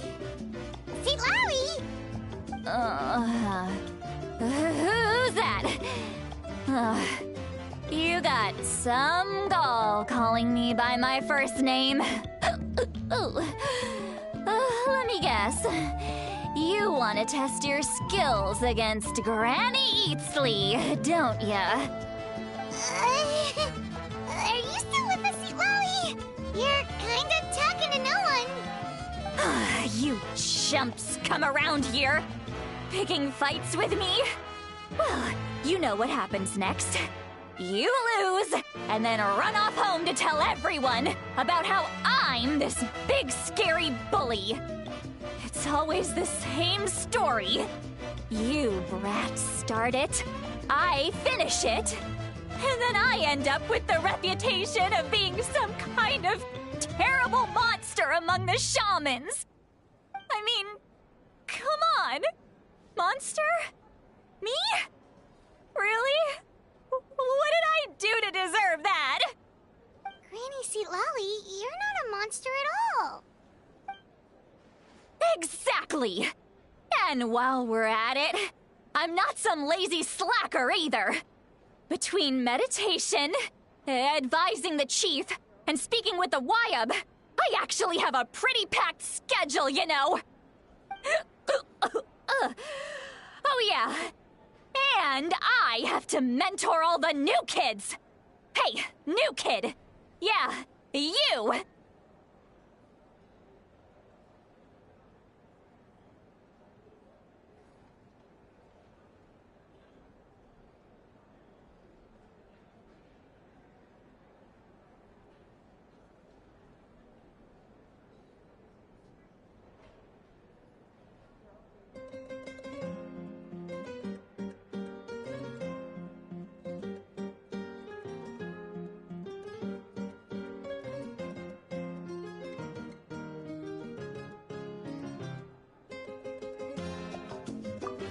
Don't play dumb.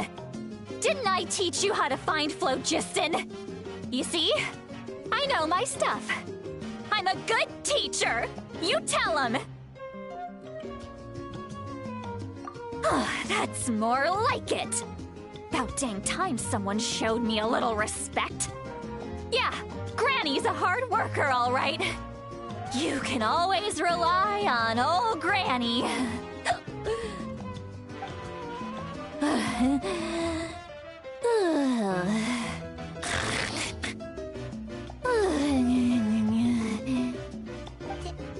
Did she just fall asleep with her eyes open? Oh, jeez. Behind this pitch-black curtain, a chapter of hatred reveals itself.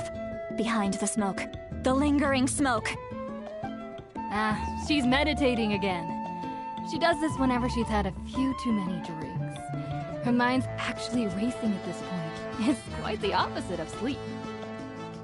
Is this another specialty of the Masters of the Night Wind? No, I'd say it's an ability that's unique to Citlali herself. While she can easily pick up everyone else's skills and tricks, few have been able to master hers. Warning, warning. Red, the color of danger, has now arisen within that pair of eyes. Huh?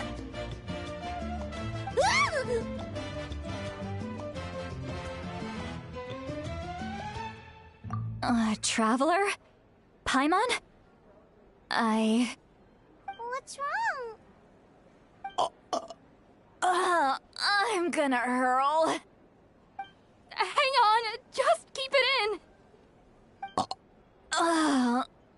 Phew. Okay, it's passed.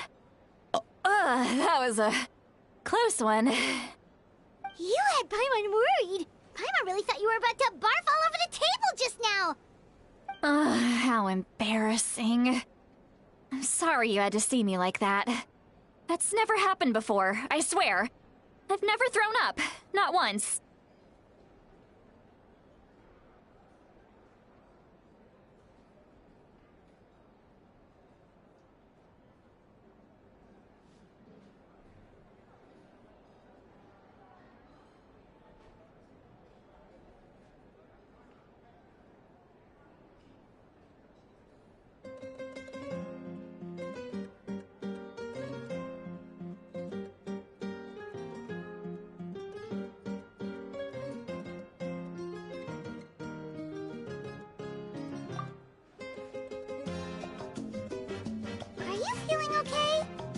wanna take a quick walk and get some fresh air?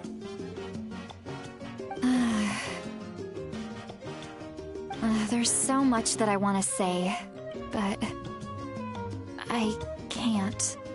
Why not? Of course you can. Just say whatever's on your mind. Please, Paimon, it's not as simple as you think. We've only known each other for a few days, right? What would you think of me if I were to start dumping all of my complaints on you after we've only just met? Oh, Paimon gets it. You're hoping that we wouldn't think less of you no matter what you're about to say. No, that wasn't my point at all! Seriously, don't you youngsters know anything about shame? I'm talking about shame! I've lived all these years and still can't get rid of it! Surely, you know the feeling too? Actually, about that.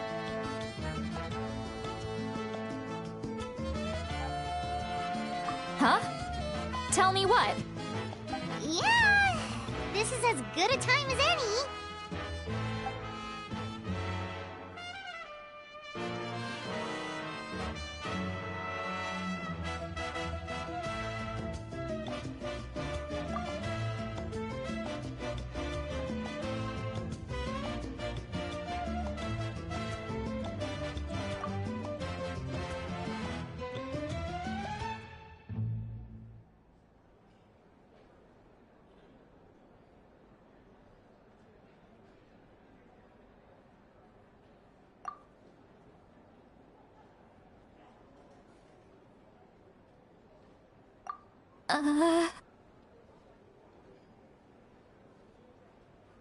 So, you heard my... It's okay, Sweet Lolly. You had every right to complain about those things. I can't take it anymore! Why do these things happen to me? Hearing me mumble under my breath is one thing, but hearing what I mumble in my own head? That's too much! It's just like when you're rolling on the floor in your pajamas, but you forget to lock the door, and someone bursts in to deliver cabbages and sees the whole thing! So that, happens to you a lot. It happens to people in general, okay? Doesn't matter if you're 200 years old or 1,000 years old. Everyone rolls around in their pajamas sometimes. I was just picking something generic.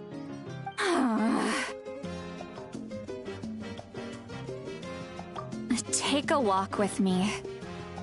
I have things to share with you. Looks like she's completely given up. Like those criminals who just confess everything and accept their fate.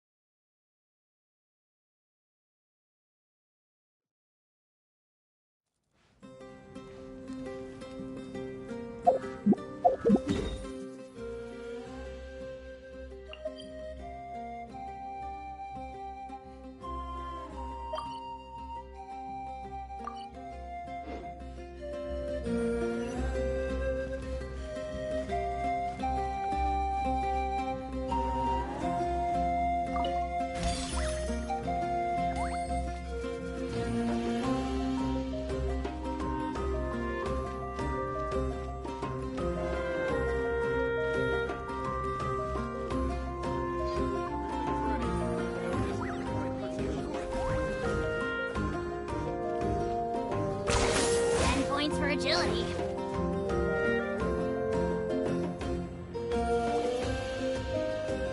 Well, great view, right? I love coming here by myself.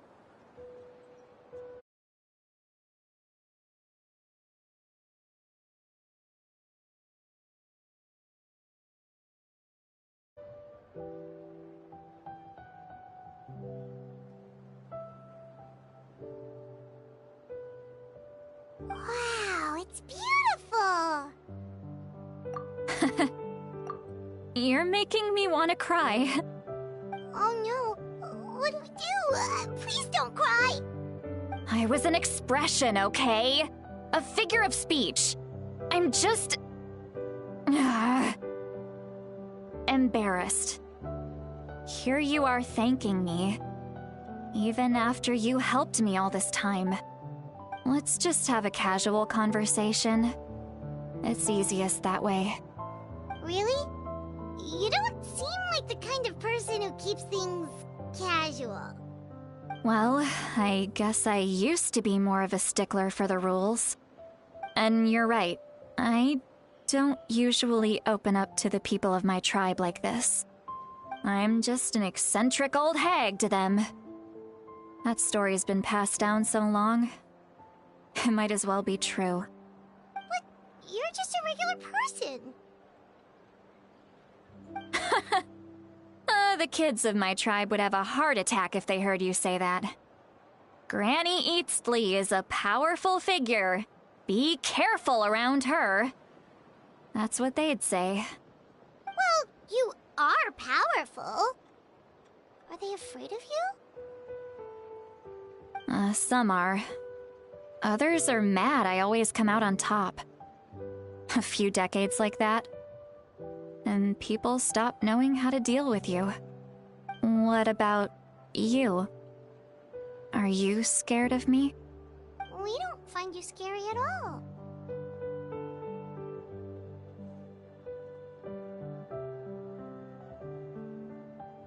Huh. That's because you're not from my tribe. You don't know how many delusions of grandeur I've destroyed just by existing.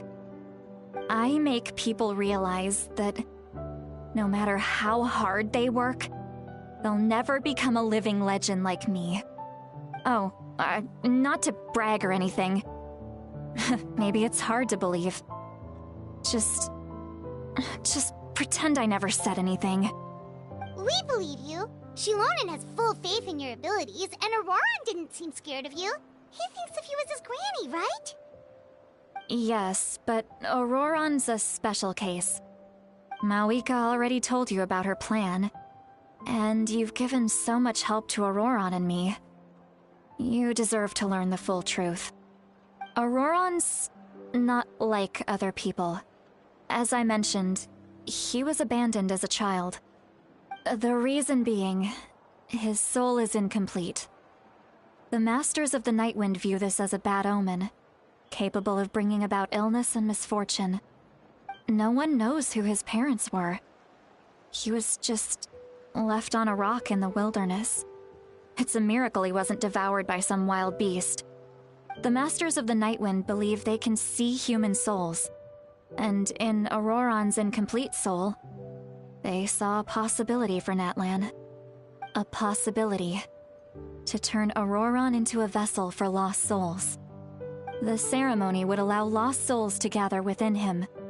Auroran would then be sent to the Night Kingdom to return the souls to their rightful place, strengthening the ley lines and completing the ceremony.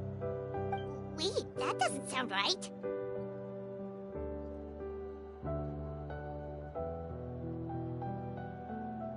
Now you see the problem. When damage occurs to the Night Kingdom, the souls held within disperse and remain adrift, unable to find a way back to the ley lines. This loss of souls damages the Night Kingdom even further. The ceremony can send back countless souls at once, which would benefit the Night Kingdom and the souls themselves.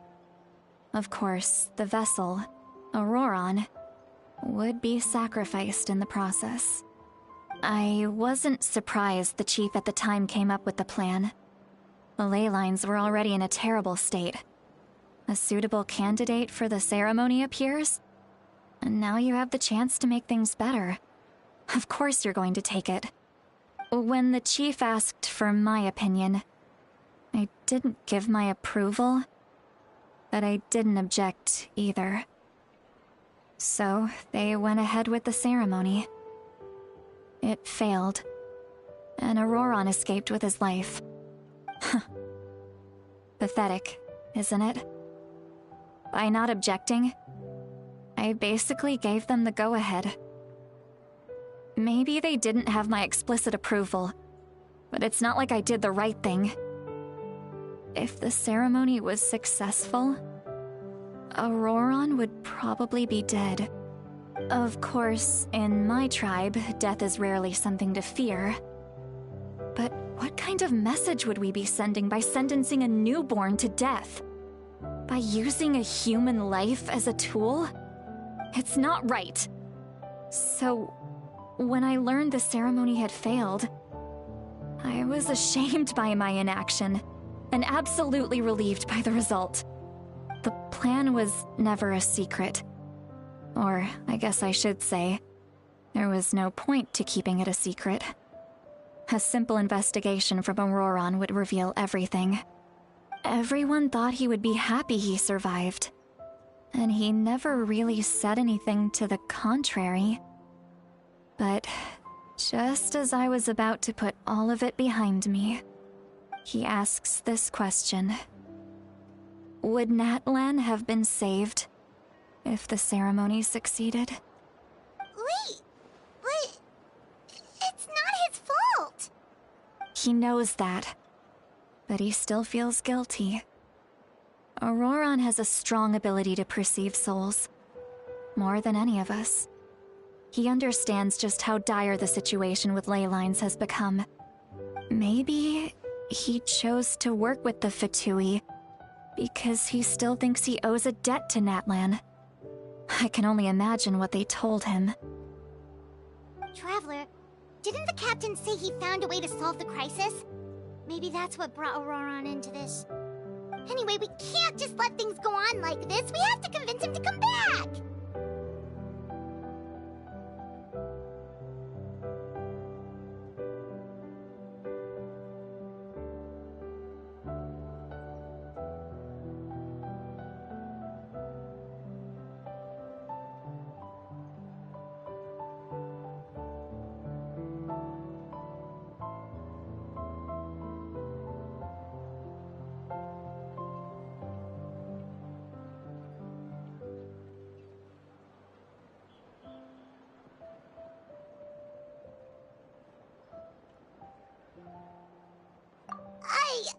You don't look so good, Sweet Lolly. Maybe you should head back and get some sleep. Probably drank too much. It's okay. The fresh air is doing me good. Okay. Forget that. I need to go home. I hit it a little too hard. You've helped me so much already. How do I even begin to thank you? Hey, we're friends, aren't we? Besides, you already said you owe us a favor, so you don't need to worry about us. Good point. Well, I'll go home and get some sleep. We can figure out our next move in the morning.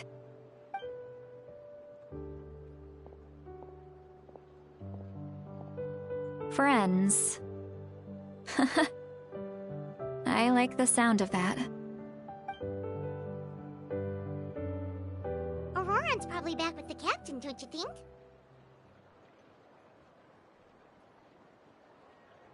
You mean about the backup plan? Do you really believe what the captain told us?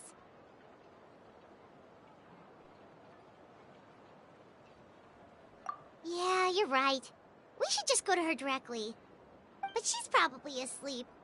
We can find her first thing in the morning. For now, let's... go to bed.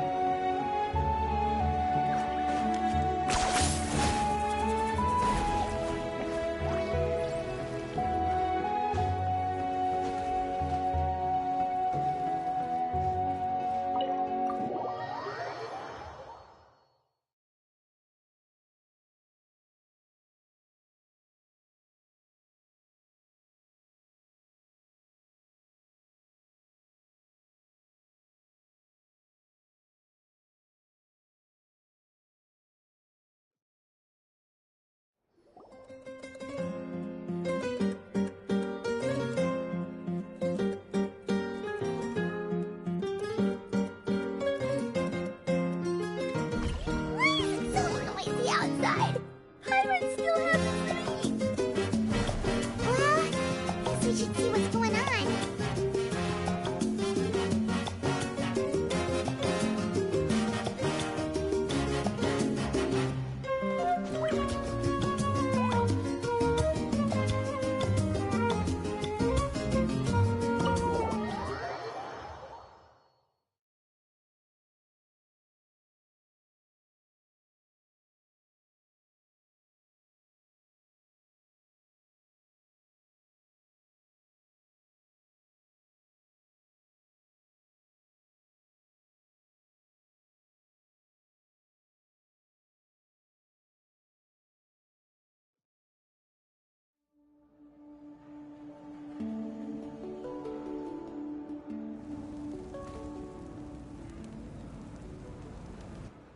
You're already here.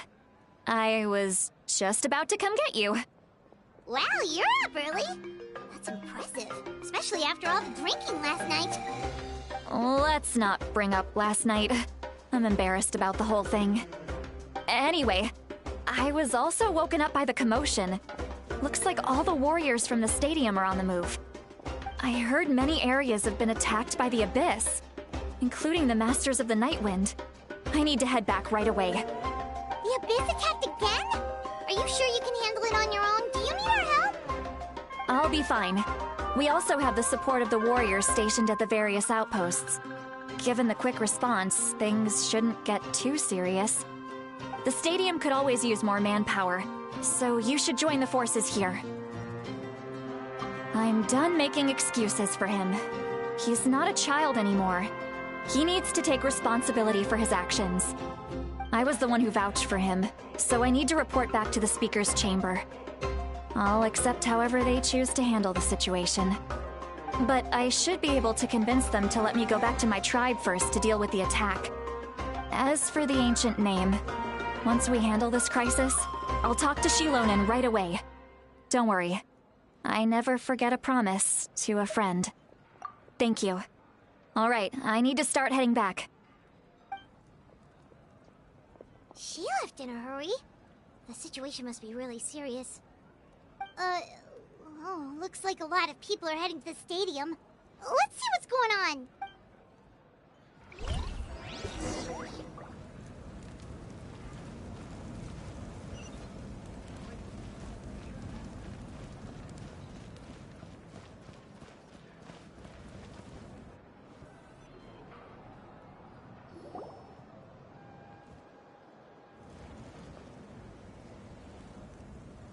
Traveler, over here!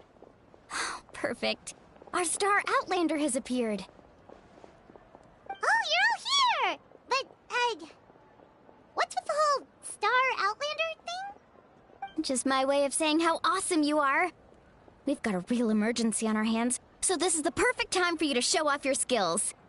Alright, but can we get a quick rundown of the situation first? The Abyss suddenly attacked the Collective of Plenty, the Masters of the Nightwind, the Children of Echoes, and a number of our camps and outposts in the wild. Yes, and the attacks are increasing in frequency. The tribes have plenty of defenses, so they're safe for now, but I can't say the same for the adventurers and merchants stuck in the wild.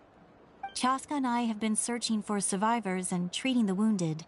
We just got back, but we need to head out again soon. I plan on heading back to the Collective of Plenty, just in case my tribe needs me. What about you, Mualani? Where are you gonna go? I'll go help the Children of Echoes. They're the closest, so I can start fighting right away. What about you guys? We could go together. Yeah, that does sound important. No worries. Just leave the Children of Echoes to us. Who knows?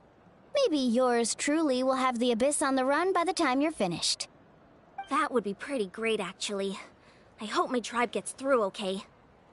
It'll be fine. Your tribe doesn't do all that bodybuilding for nothing. Let's part ways here for now.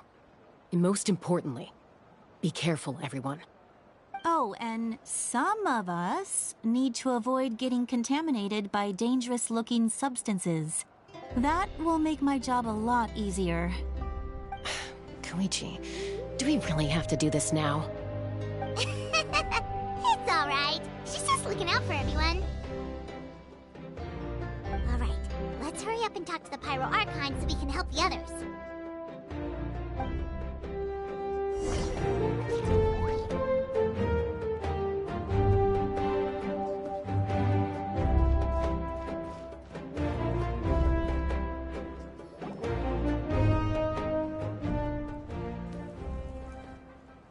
Oh, it's you two.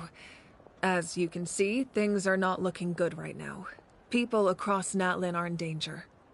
Look, I'm very interested in your recent adventures, but this is not a good time. So we'll have to keep our conversation short. That's alright, we're also in a hurry. We're gonna go help the Children of Echoes after this. What?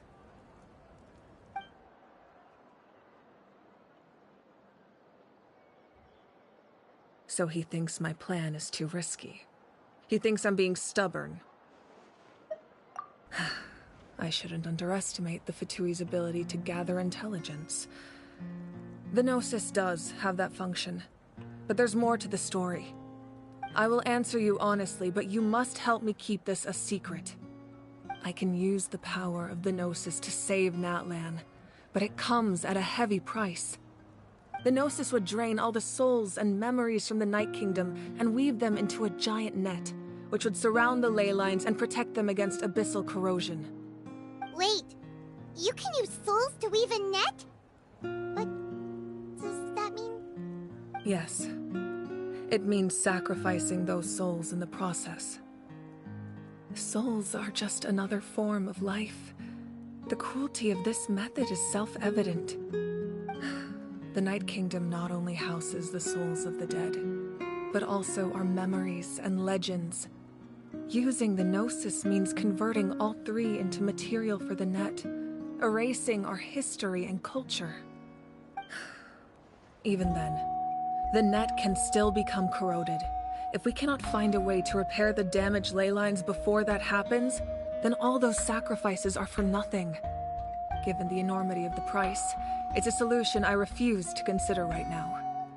I want us to win, but I also care about how we win, and what that means for us in the end. Now it's true, both plans come at a risk, but after weighing our options, this is our best bet. Natlan is unique among the nations of Teyvat. Given the ever-looming threat of the Abyss, the Pyro Archons had to account for the worst-case scenario. Having a contingency plan is our duty, not just to the people of Natlan, but to all who live on this continent. Still, this has always been a well-kept secret. I'm very curious how the captain learned this information. Oh, one more thing? The captain said he found another way to solve the problem. Could be equally as extreme, though. Without the Gnosis, he should have no other option. But I see no reason for him to lie. Seems like our only path forward is to track him down, so he can answer that question for us.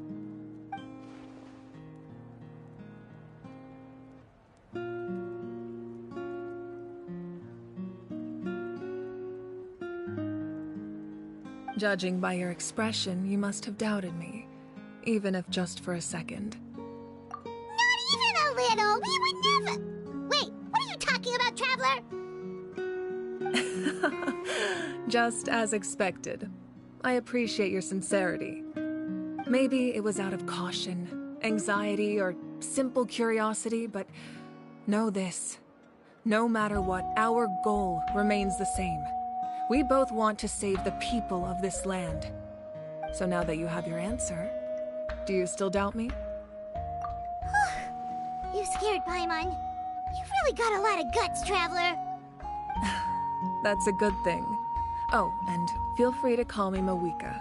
It's what all my friends call me, and I like it that way. As for the captain, the intelligence officers we assigned to the Fatui should be back soon. We'll get our answer then. That's great! Sounds like we just have to wait a little longer. Not just yet. Even though the Abyss is attacking several locations at once, I'm confident the warriors stationed in those areas can handle it. Don't worry. I just need to finish coordinating our available manpower, then I'll take a small team to handle the difficult locations. Wait, you're going to fight in person? Didn't you give up your power? That's true. I'm far less powerful than a god in my current state.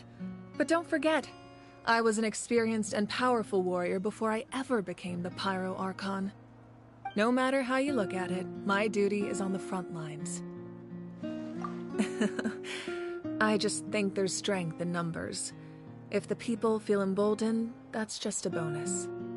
Anyway, even if we respond to these threats in time, it's not a permanent solution in the long run.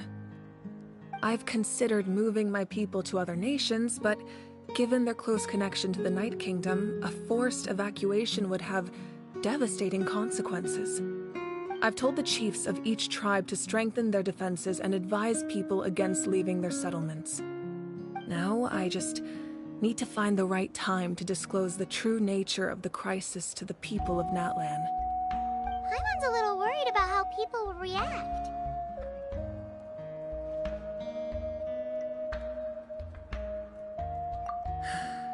Yes, but that won't be the only response. In any case, that's for me to worry about. I'll let you know when we have more information on the captain. Alright, we should head out. Maybe we can join up with Milani. She can't be too far ahead. No need to worry about me.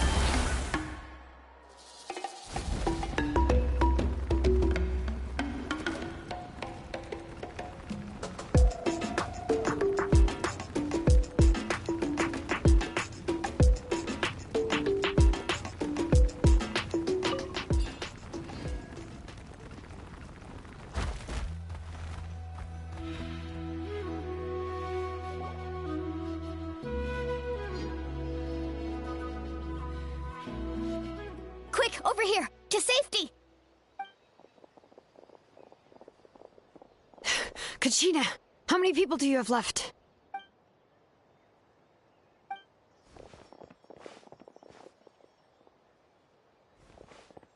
What's the situation? There's a trapped caravan that needs our help. We need to rescue them as soon as possible. We'll go together.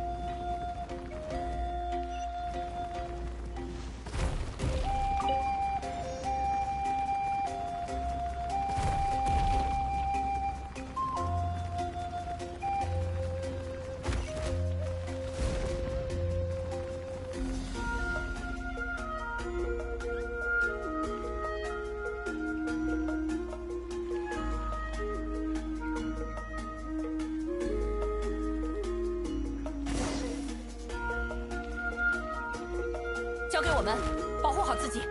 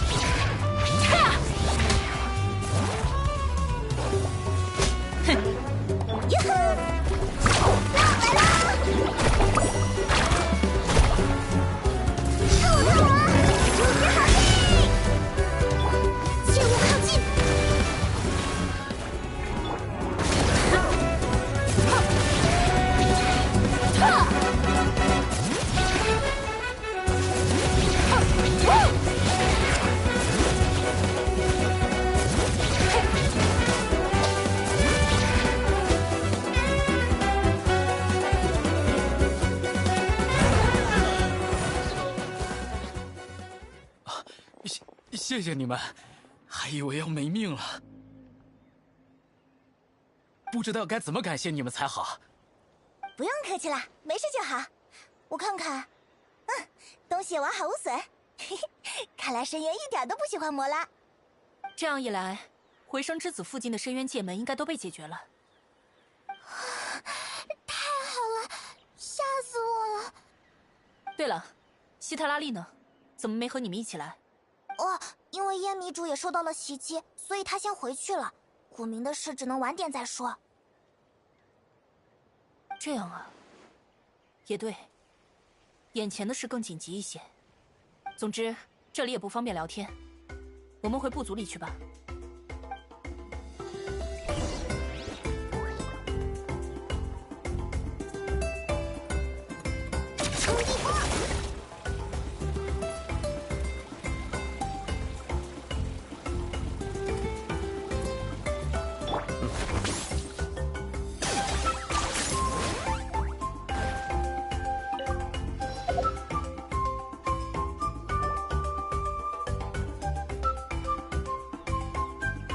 好像还是有些人受伤了。唉，要是我能再早一点到就好了。深渊发动攻击的时候，的确气势汹汹。我听见警报的声音就冲了出去。那时候深渊魔物的数量实在有点棘手，但没想到只过去了一小段时间，卡奇娜就带着好多纳塔战士赶了过来。大家齐心合力，一下子破坏了好几个深渊界门。啊，不是我带他们，我只是跟着他们而已。但在野外驻扎果然是个很棒的主意，不然根本没办法来得这么及时。本来我还觉得草地湿漉漉的，睡起来不舒服，但现在看来一切都很值得。你是指夜神之国的现状吧？对此我也有同感。就算我们依然保守这个秘密，越来越多的人也逐渐察觉到了什么，现状越发糟糕，而我们只能等待。不急躁是不可能的。火神大人的计划，最后2位英雄究竟什么时候出现，依然是未知数。帮助火神大人争取更多的时间，不就是我们现在最应该做的事吗？要打起精神来呀！每次战斗都是有意义的。嘿，你还真是积极，总是能想办法给我们打气。谢谢夸奖，嘿嘿，这可是我最自傲的品质之一。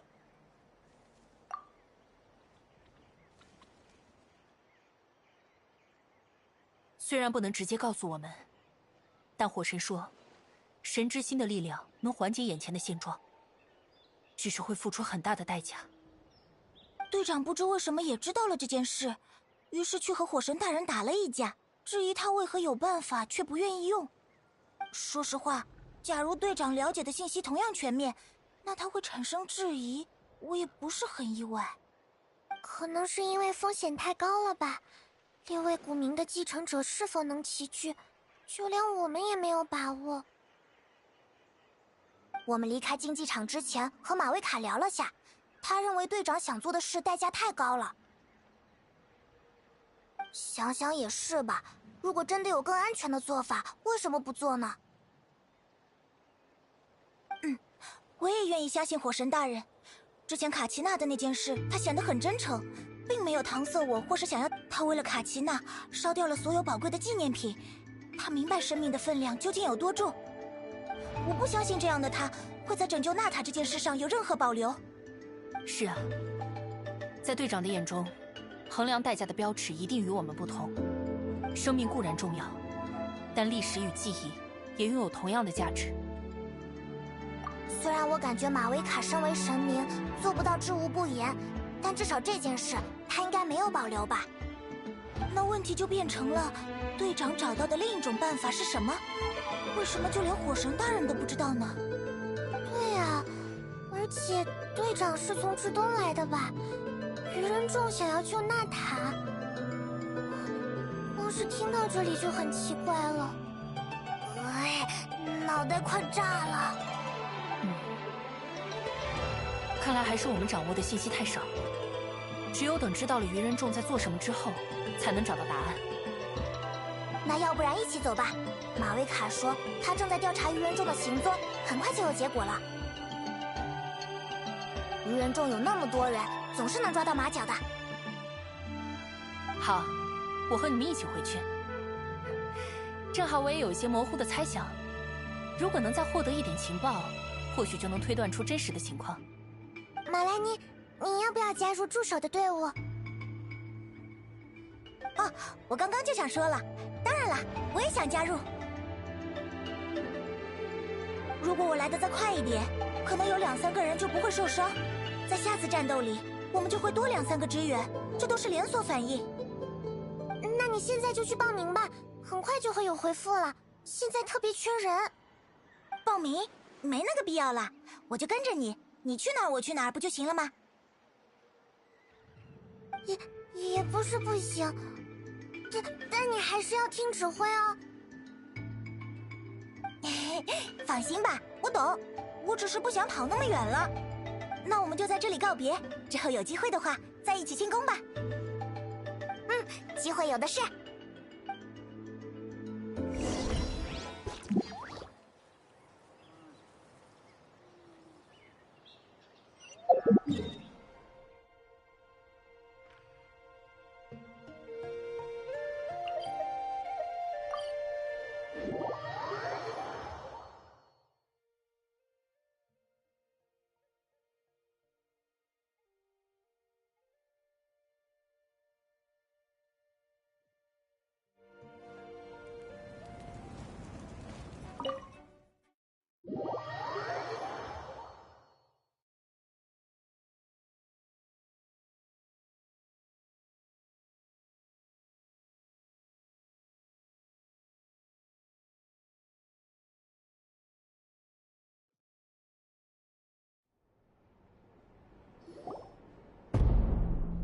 马维卡，怎么恰斯卡和奎可也在这儿？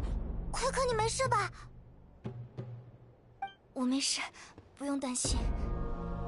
他们2个在野外行动的时候发现了愚人众，于是就进行了跟踪。愚人众？别激动，我再来讲一遍吧。事情。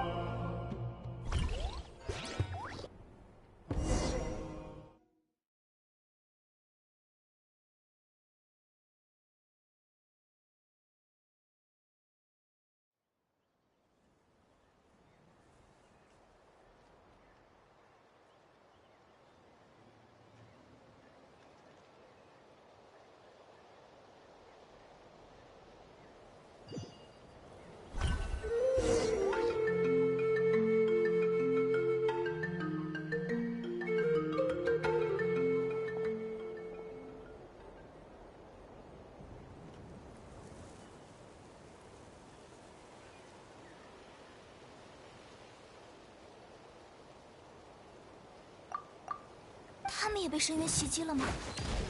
不，好像不对，他们好像是在保护一只……真的，是纳塔的旅队？难道是正在进行什么交易吗？我们再观察一下吧。没有受伤就好。最近深渊魔物在四处涌现，还是取消旅行计划，去竞技场或者部族的营地休整一段时间吧。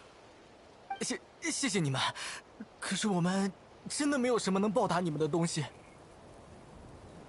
你误会了，我们只是在执行任务的过程中发现你们遇到危险，于是选择了出手相助。如果说到报答，我们唯一希望的就是不要和其他人提及我们的事，就说你们是受到了纳塔战士的帮助。这个没问题，我们能做到。可是，不必将保守秘密视作一种包庇，我们没有在做坏事。队长大人只是不希望受到打扰，这是一种期待，决定权仍然在你们。如果愚人众想要封口，自然会采取更加强硬的方式。明白了，我们快走吧。听见了吗，队长？那个人提到了队长，不就是火神大人正在找的人吗？哼，看来我们抓到大鱼了。不过居然不是交易，只是偶遇之后的协助，也看不出有什么图谋。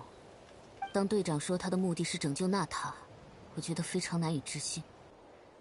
但眼前的事，好像都在为他的言辞佐证。真的是因为我们对于人众的刻板印象太重了吗？还不能这么说。我们跟上去，看看他们去哪里，打算做什么吧。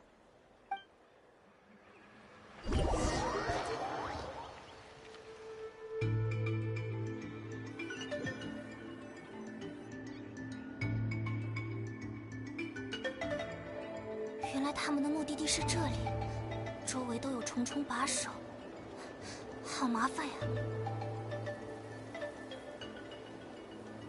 你在这里等我，奎可，我进去看看是怎么回事。喂，等等姐姐，你又开始了。眼前这种情况，你要怎么进去啊？看到了吗？这些都是可以利用的地形，他们可能并不熟悉花语会的移动方式。我知道，在深处的地方我们现在也看不到，怎么保证还有合适的掩体？而且一个人行动，视野总是有盲区的。越是戒备森严的地方，越有调查价值。就算队长本人不在这里，我觉得也能搞清楚愚人众在干什么。既然是如此重要的情报，当然值得去冒险。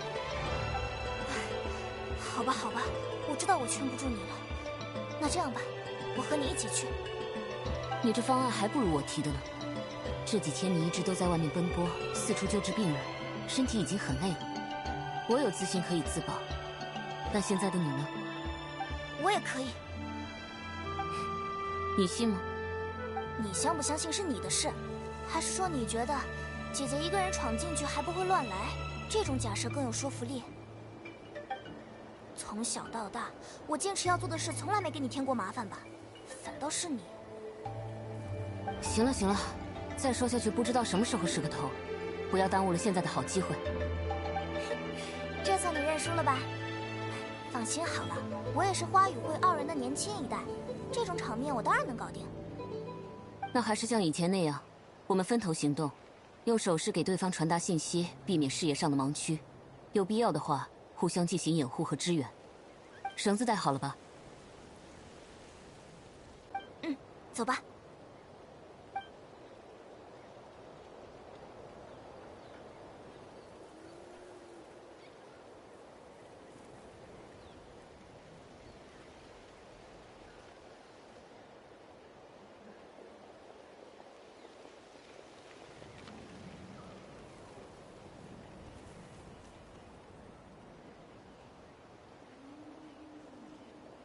这些地方全都有愚人众在盯梢，还是等待奎可给我的信号吧。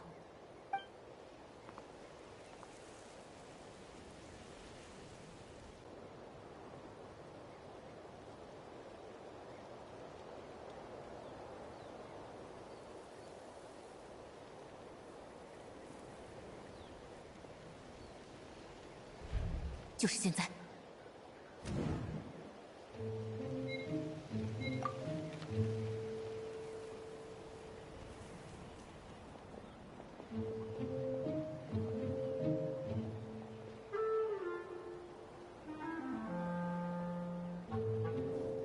机会宝贵，一定要抓住机会。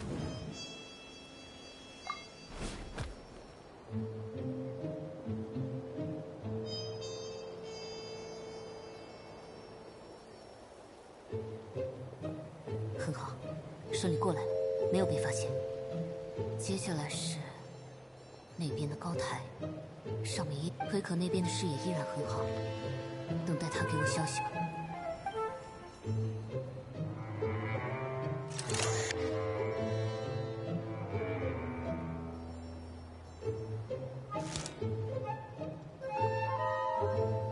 信号来了，趁现在。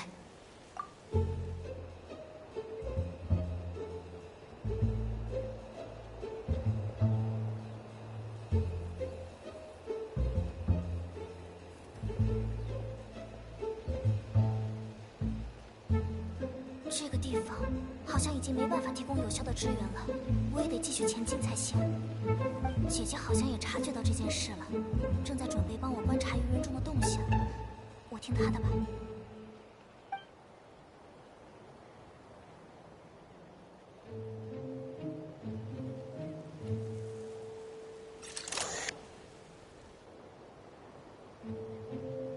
似乎就是现在。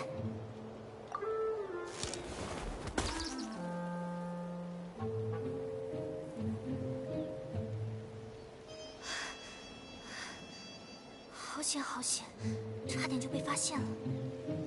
一口气冲不过去，等下个机会吧。好机会。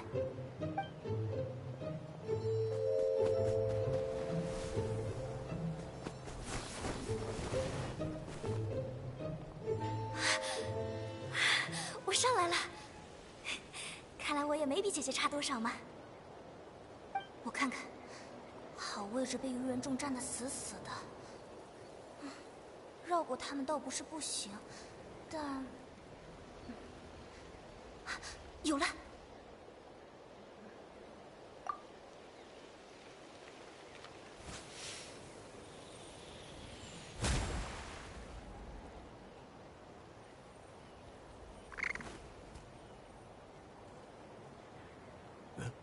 什么声音？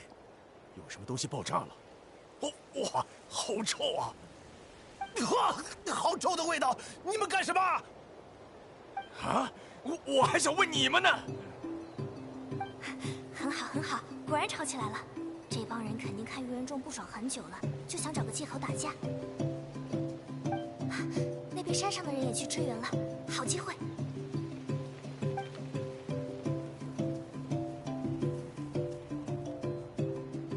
姐姐，看我手势，来接我。可可只是很聪明吗？我来了，手给我，快！来了。走，这边我看过了，一个人都没有，很适合靠近最深的地方。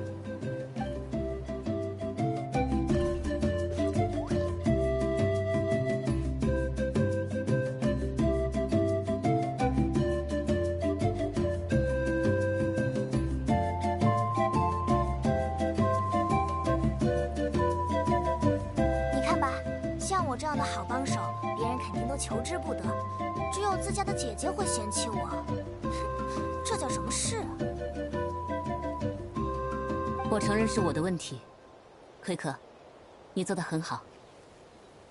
啊，我话里带刺，你却这么爽快地承认错误，那不是显得我才是小气的那个吗？先专注在我们要做的事上吧，现在可是在敌人的腹地，浪费时间意味着要承担更多的风险。知道了，你不计较，那我也不计较。只是我没想到，鱼人众这么兴师动众，居然是在挖东西。他们会对文化、历史之类的事情感兴趣吗？看样子，他们在找的是龙留下来的秘源机关。这种上古时期的东西留下的记载非常少，就连我们本地人都搞不清楚使用方法，居然会被鱼人众盯上。不错。能够正常使用，这个东西应该就是队长大人需要的吧？真是难找啊！走吧，带上东西回去交差。啊，回回哪儿去？我们要继续跟踪吗？你打算继续跟着我？那肯定啊，我们合作那么完美，哪有就地解散的道理？什么声音？完了，被发现了，快走！石头掉下来了，小心你的宝贝！什么？可恶！敢戏弄我！给我抓住他们！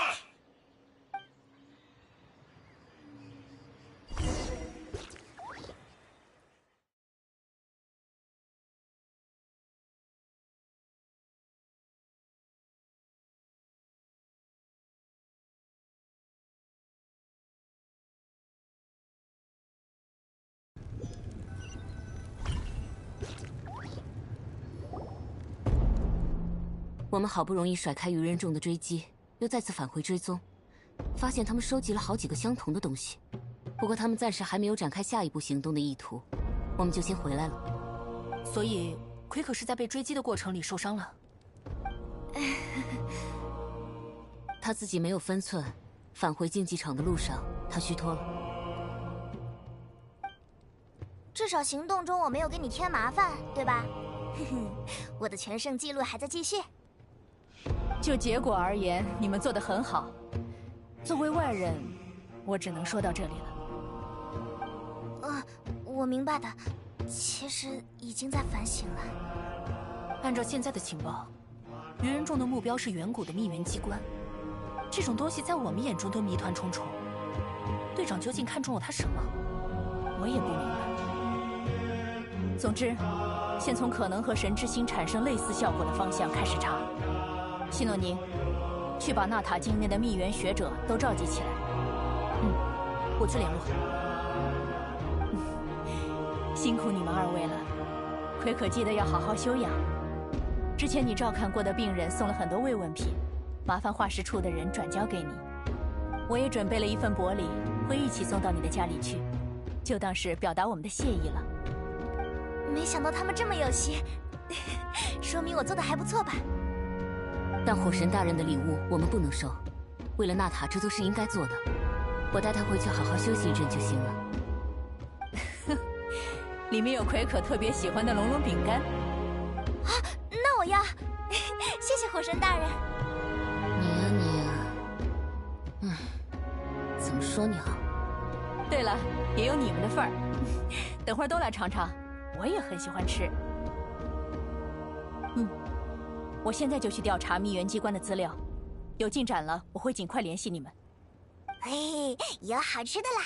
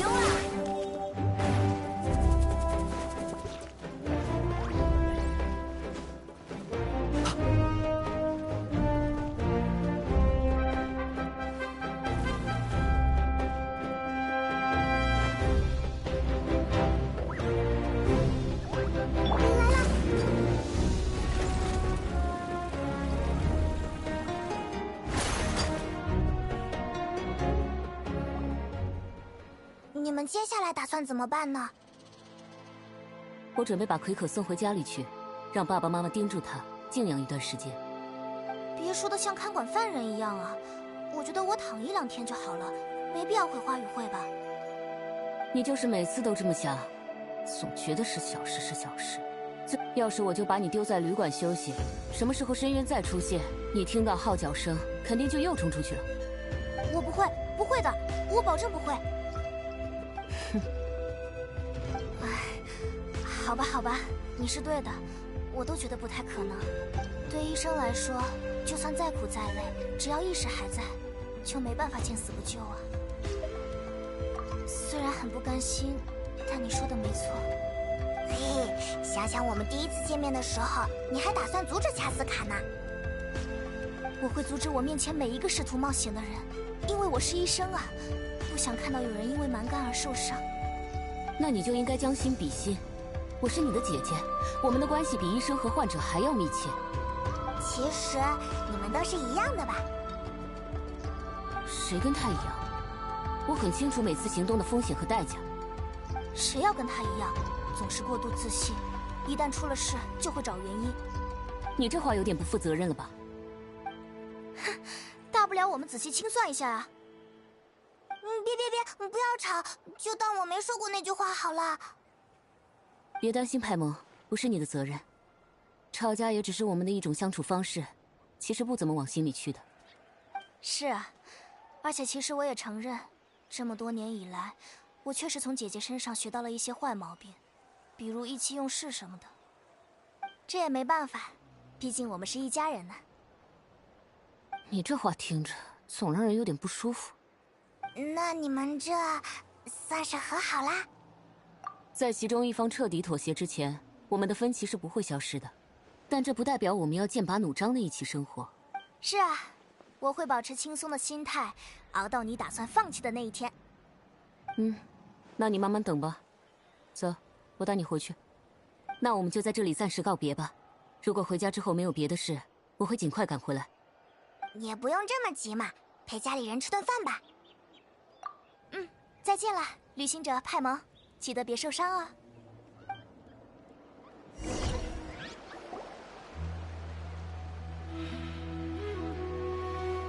嘿，我感觉他们两个再过不久就能和好啦。我们已经知道了很多事，要不要先分析一下？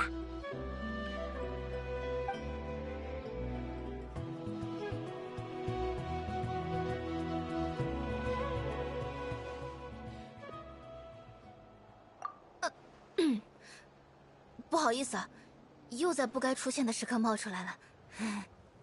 啊，一脸尴尬的样子，是不是有事找我们呀？好吧，我就直说了，打扰你们休息的事先放一边，下次请你们吃炭烤肉排。哇，嘿，你有什么吩咐尽管说吧。朋友之间怎么能叫吩咐呢？我是来分享消息的。还记得上次各回各家睡觉之前，我们聊了什么吗？记得，你跟我们说了欧洛伦的灵魂有残缺，还说他一直想要帮助娜塔渡过难关。那天你走后，我跟旅行者讨论过，他肯定是回去找队长了。你觉得呢？没错，我完全认可你们的推测。而且就在欧洛伦回来了，他甚至参加了耶迷主保卫部族营地的战斗。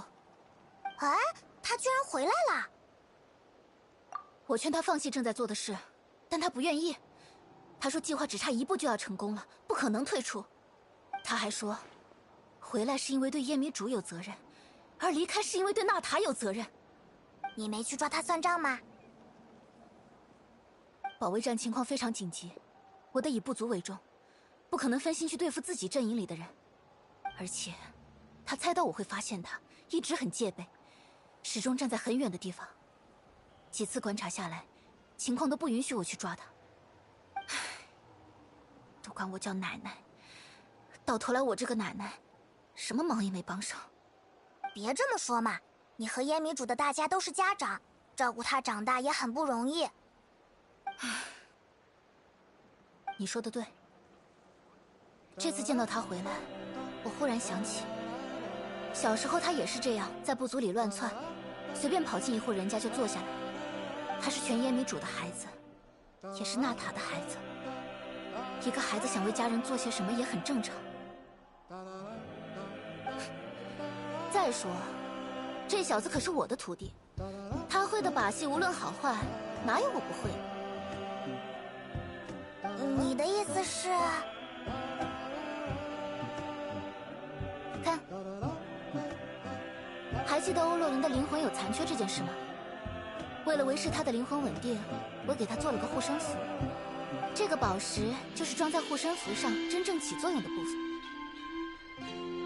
正好到了需要定期更换的时间，既然靠近不了，我干脆把宝石放在物资补给袋里，让来野女主驻站的伊法帮忙拿给他。伊法你们知道吧？不认识吗？是本地很有名的兽医，他是欧洛伦的朋友，经常往我这送东西。伊法不知道情况，就这么帮着拿过去了。欧洛伦只要打开，就会发现里面有宝石，他也一定会自己更换，那对他很重要。他一定会防着那块宝石，但他想错了，花招在袋子上。一旦触碰到袋子，他的一部分记忆就会被复制到替换下来的老旧宝石里。哦，好厉害，还能做到这种事吗？一般人不能，我可以。就像他用小把戏将你的灵魂抓到夜神之国，也并非难事。我的动作比那更轻柔，他发现不了。也就是说，这里面是欧洛伦记忆的备份。哼，小鬼，跟我斗，也不看看你几岁。哎，黑曜石奶奶果然好厉害呀！那我们赶紧看看她脑子里装了些什么。没错，我现在要看个明白，再找她算账。你们说，她会讨厌我这个奶奶吗？说实话，别安慰我。这个问题好难回答呀，我没有奶奶，不太明白呢。说真的，我一直觉得自己可能不是个好家长。从前没去阻止医生，现在又帮不了他。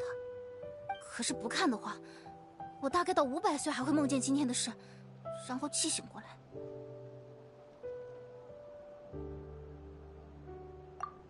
你说的也有道理，可能是先气醒过来，再开始哭。不对，谁哭啊？哎呀，你就别火上浇油了。还是得看一看发生了什么。就算欧洛伦之后生我的气，跟我闹别扭，搬到更远的乡下，也没关系。做奶奶的保护自家孩子本来就是天经地义，我不会怪他。你一个人没问题吗？要不要我们陪你去？你说什么？你们愿意陪我？不行吗？我们好歹也是有正当理由的。我们，对，我们得知道他的记忆里有没有关于愚人众的线索。你们好，我们一起去。说好了，等会儿谁都不准突然反悔，听见没？不会啦，你就放心吧，我们是专业的冒险家。我相信你们的专业性。接下来，我们要一起偷偷钻进别人的记忆，做些惹人讨厌的偷窥行为了。还好有证人，你和派蒙可以证明我是被逼无奈的。准备好了吗？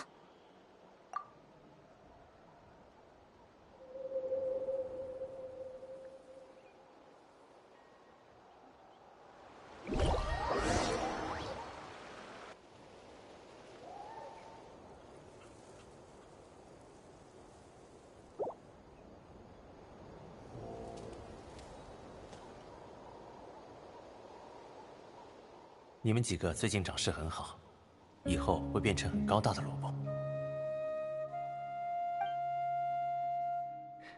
还有你，依法说你太占地方了，但我觉得你是一棵好树，对吧？哎，欧洛伦，最近怎么样？奥堪比叔叔，我挺好的，你呢？老样子喽。你干什么呢？哦，又在给蔬菜起名字啊？没有，普通的聊聊天而已。真有意思。哎，他们说什么？说你要来，还说你会带走一些蔬果。哎呦，意思是你又要送我吃的啦？哎，对了，昨天我还遇到伊法，他说恰斯卡寄养在他那儿的龙把你的萝卜田踩坏了一小块，你们没打起来吧？没有，放心，我会不惜一切手段让他道歉。哦，给你的部分我已经包好了，拿着吧。哟，你还真知道我要来呀！嘿，天道厉害哦！点起迷烟，人便能在幻影中看到前路，大家都这么说。哎，那你见到最近那些突然冒出来的人了没？突然冒出来的，我没听说。愚人众来了，带队的看上去是个大人物呢，手下人不多，但都是精兵。他们好像在找什么人，咱们也不敢多问。遇上的话，你可千万小心。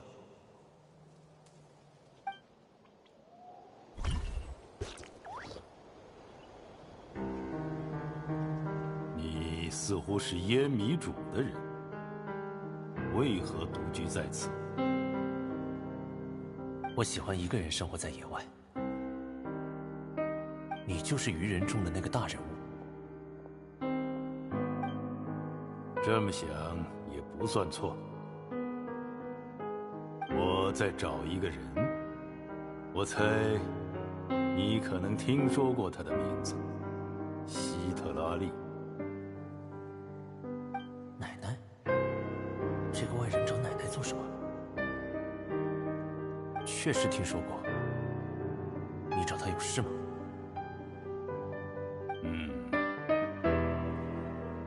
你试图隐瞒，看来问你没有意义。你不会向我透露任何有关此人的情报。他能看出我在撒谎，他竟然走了，就这么放弃了吗？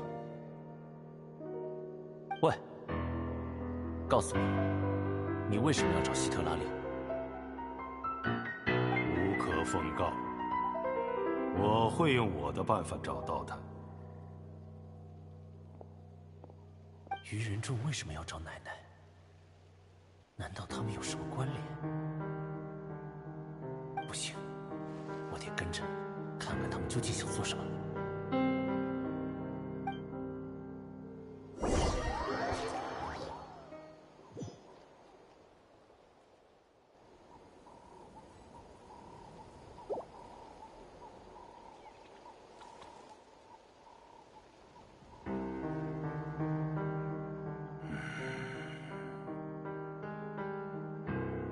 这些人一直在观察研究地脉，除此以外就是打听奶奶的消息，看起来并没有侵略的意愿。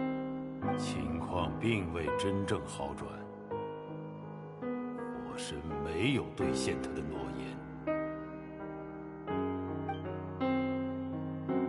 长官，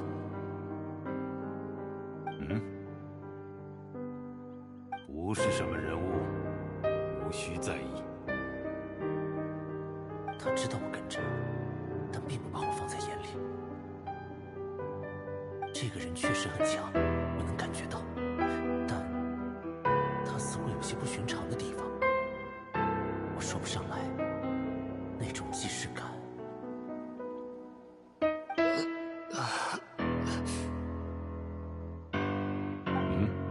怎么？报告长官，我不知为什么头很晕。地脉紊乱，有些不该留在外面的东西仍在徘徊。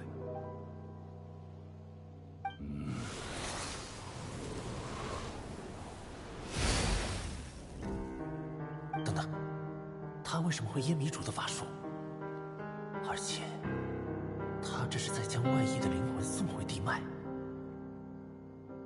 这本来是很困难的事，他为什么轻而易举就能做到？这和他想见奶奶有关系吗？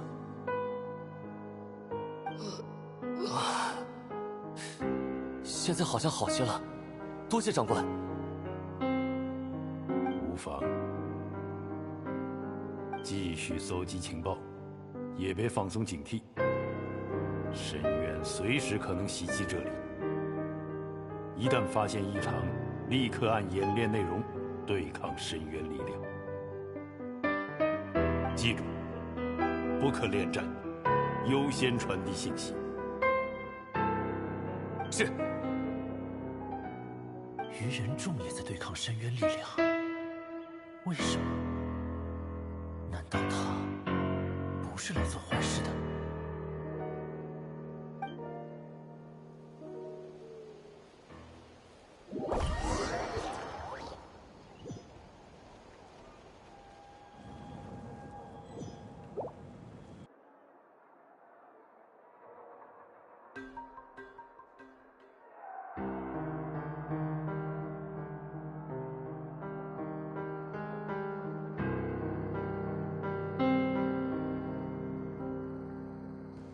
跟踪他们到现在，这群人一直当我不存在，真够目中无人的。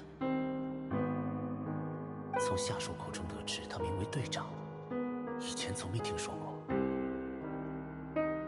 今天他一反常态靠近了竞技场，他要做什么？你们俩随我进去，其他人按计划等候。通知各队，如果我没能达成目的，直接撤离。是。他要进竞技场，可是火神大人在里面。等等，难道他要找火神大人？长官，请原谅，我还是想确认，您当真要这样做？观望到此为止。现在应该由我接棒。那他不剩多少时间？是。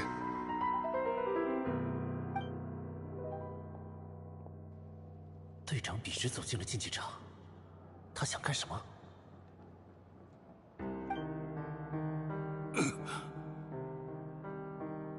两个人都很强，这样下去根本分不出胜负。他们还要继续打。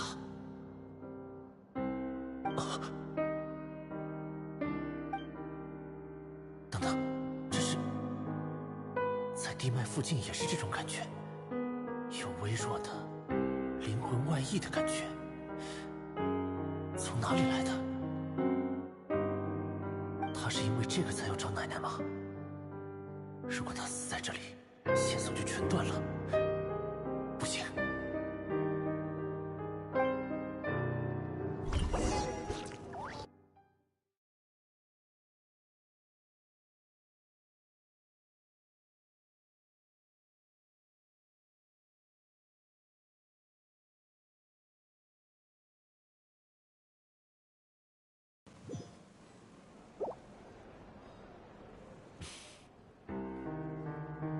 倒是你，没想到你的障眼小把戏真的起到了作用。无论再浓郁的雾气，只要有太阳在，白天就不会变成黑夜。他只是不想，而不是做不到。你的时间不多了，现在还受了伤，下一步打算怎么做呢？我开始认真考虑你的价值了。你是从这里听到了什么吧？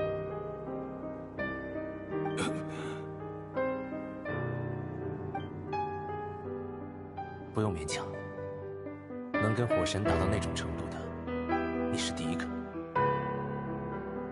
啊！没想到你选了最糟糕的时候出手。我一直跟着你，你早发现了，为什么不阻止我？走在森林里，难免遇到野兽。不是每一种野兽都有勇气扑上来撕咬。偏偏就是这样的野兽救了你。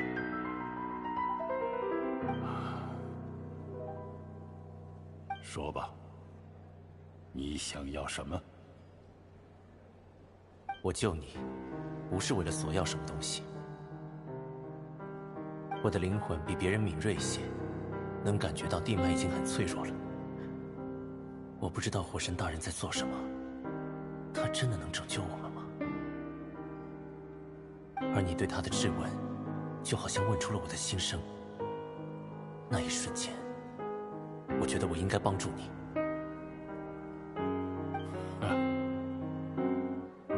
原来你不只会隐瞒，但你或许还未意识到自己的行为有多鲁莽。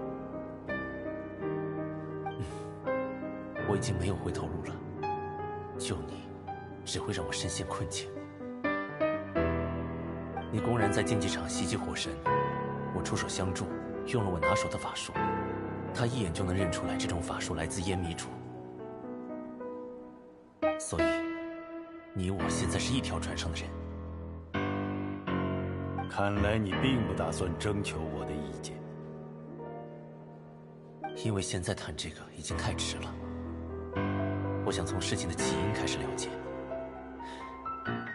你为什么找希特拉利？你认识他？在那之前，你是谁？你一定认识他。从你当初的反应我就知道。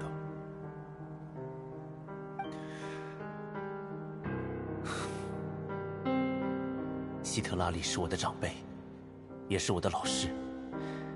这些法术就是从他那儿学来的，我有义务保护他。是吗？如果只想保护他，让我战死在火神手下，对你们来说才是最稳妥的。你却没这么选，还要我说得更明白吗？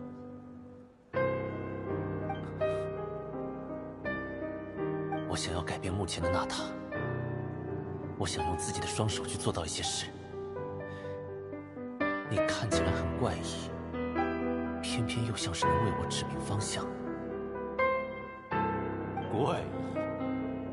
哼！人人都知道，烟迷主有位传奇的黑曜石奶奶。据说，她最擅长和大灵沟通。而大灵掌握关于夜神之国的许多知识。大灵，夜神之国，为什么必须掌握夜神之国的知识？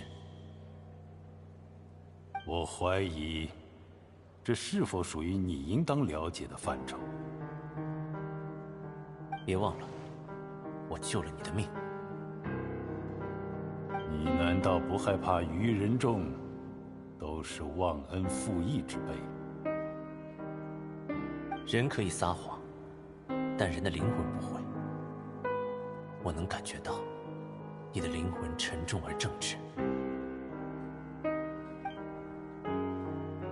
你确实是烟迷主的人，我为我的贸然定论致歉。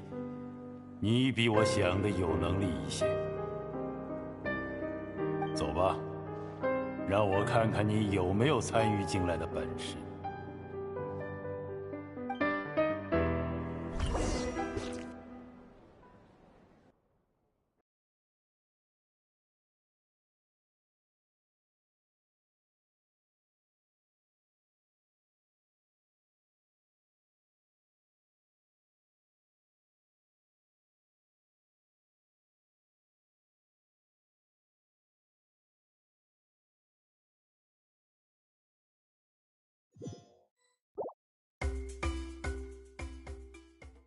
原来还有这样的做法，值得试试。并不是支一张网去保护已经破损不堪的地脉，而是更加指向问题根源的做法，重构地脉。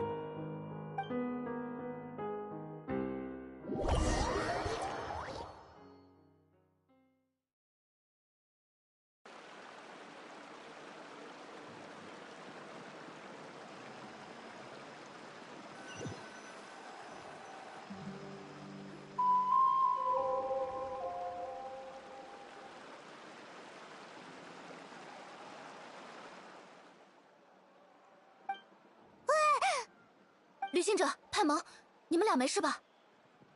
啊，没事没事，就稍微有点头晕。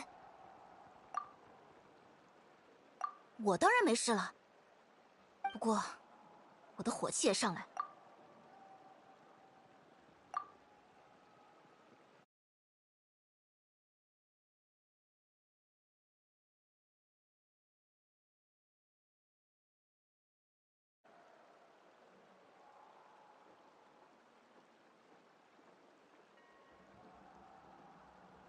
哼，到头来，欧洛伦还是在乎曾经的事，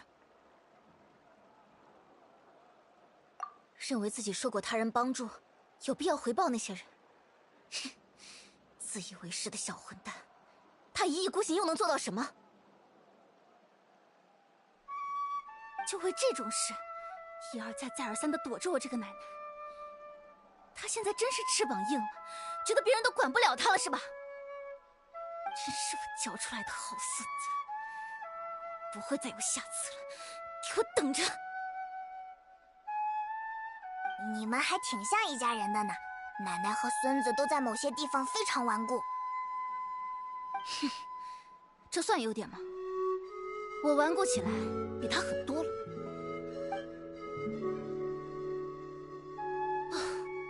言归正传，刚才似乎还听到了不得了的事情。对啊，那个更惊人，队长要重构地脉，真的吗？我没明白重构是什么意思，像命运的织机那样吗？这样做难道真能解决深渊的问题？命运的织机？有点难解释。总之是我们听说过的一种坎瑞亚装置，有着神奇的力量。不管怎么样，涉及到操作地脉的话，全部纳塔人都会受到影响，事情就麻烦了。也就是说，队长从头到尾都没撒谎，欧洛伦的记忆可以佐证这一点。队长到底为什么对拯救纳塔这件事如此执着？我们得把这件事告诉马维卡。事不宜迟。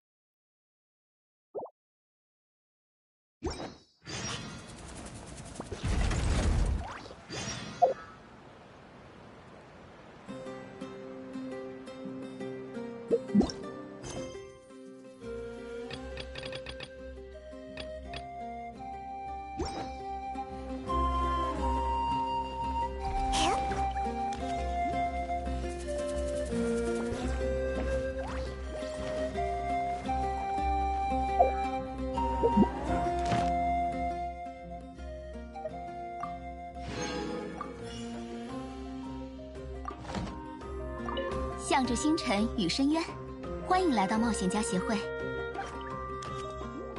感谢你完成了今天的委托。向着星辰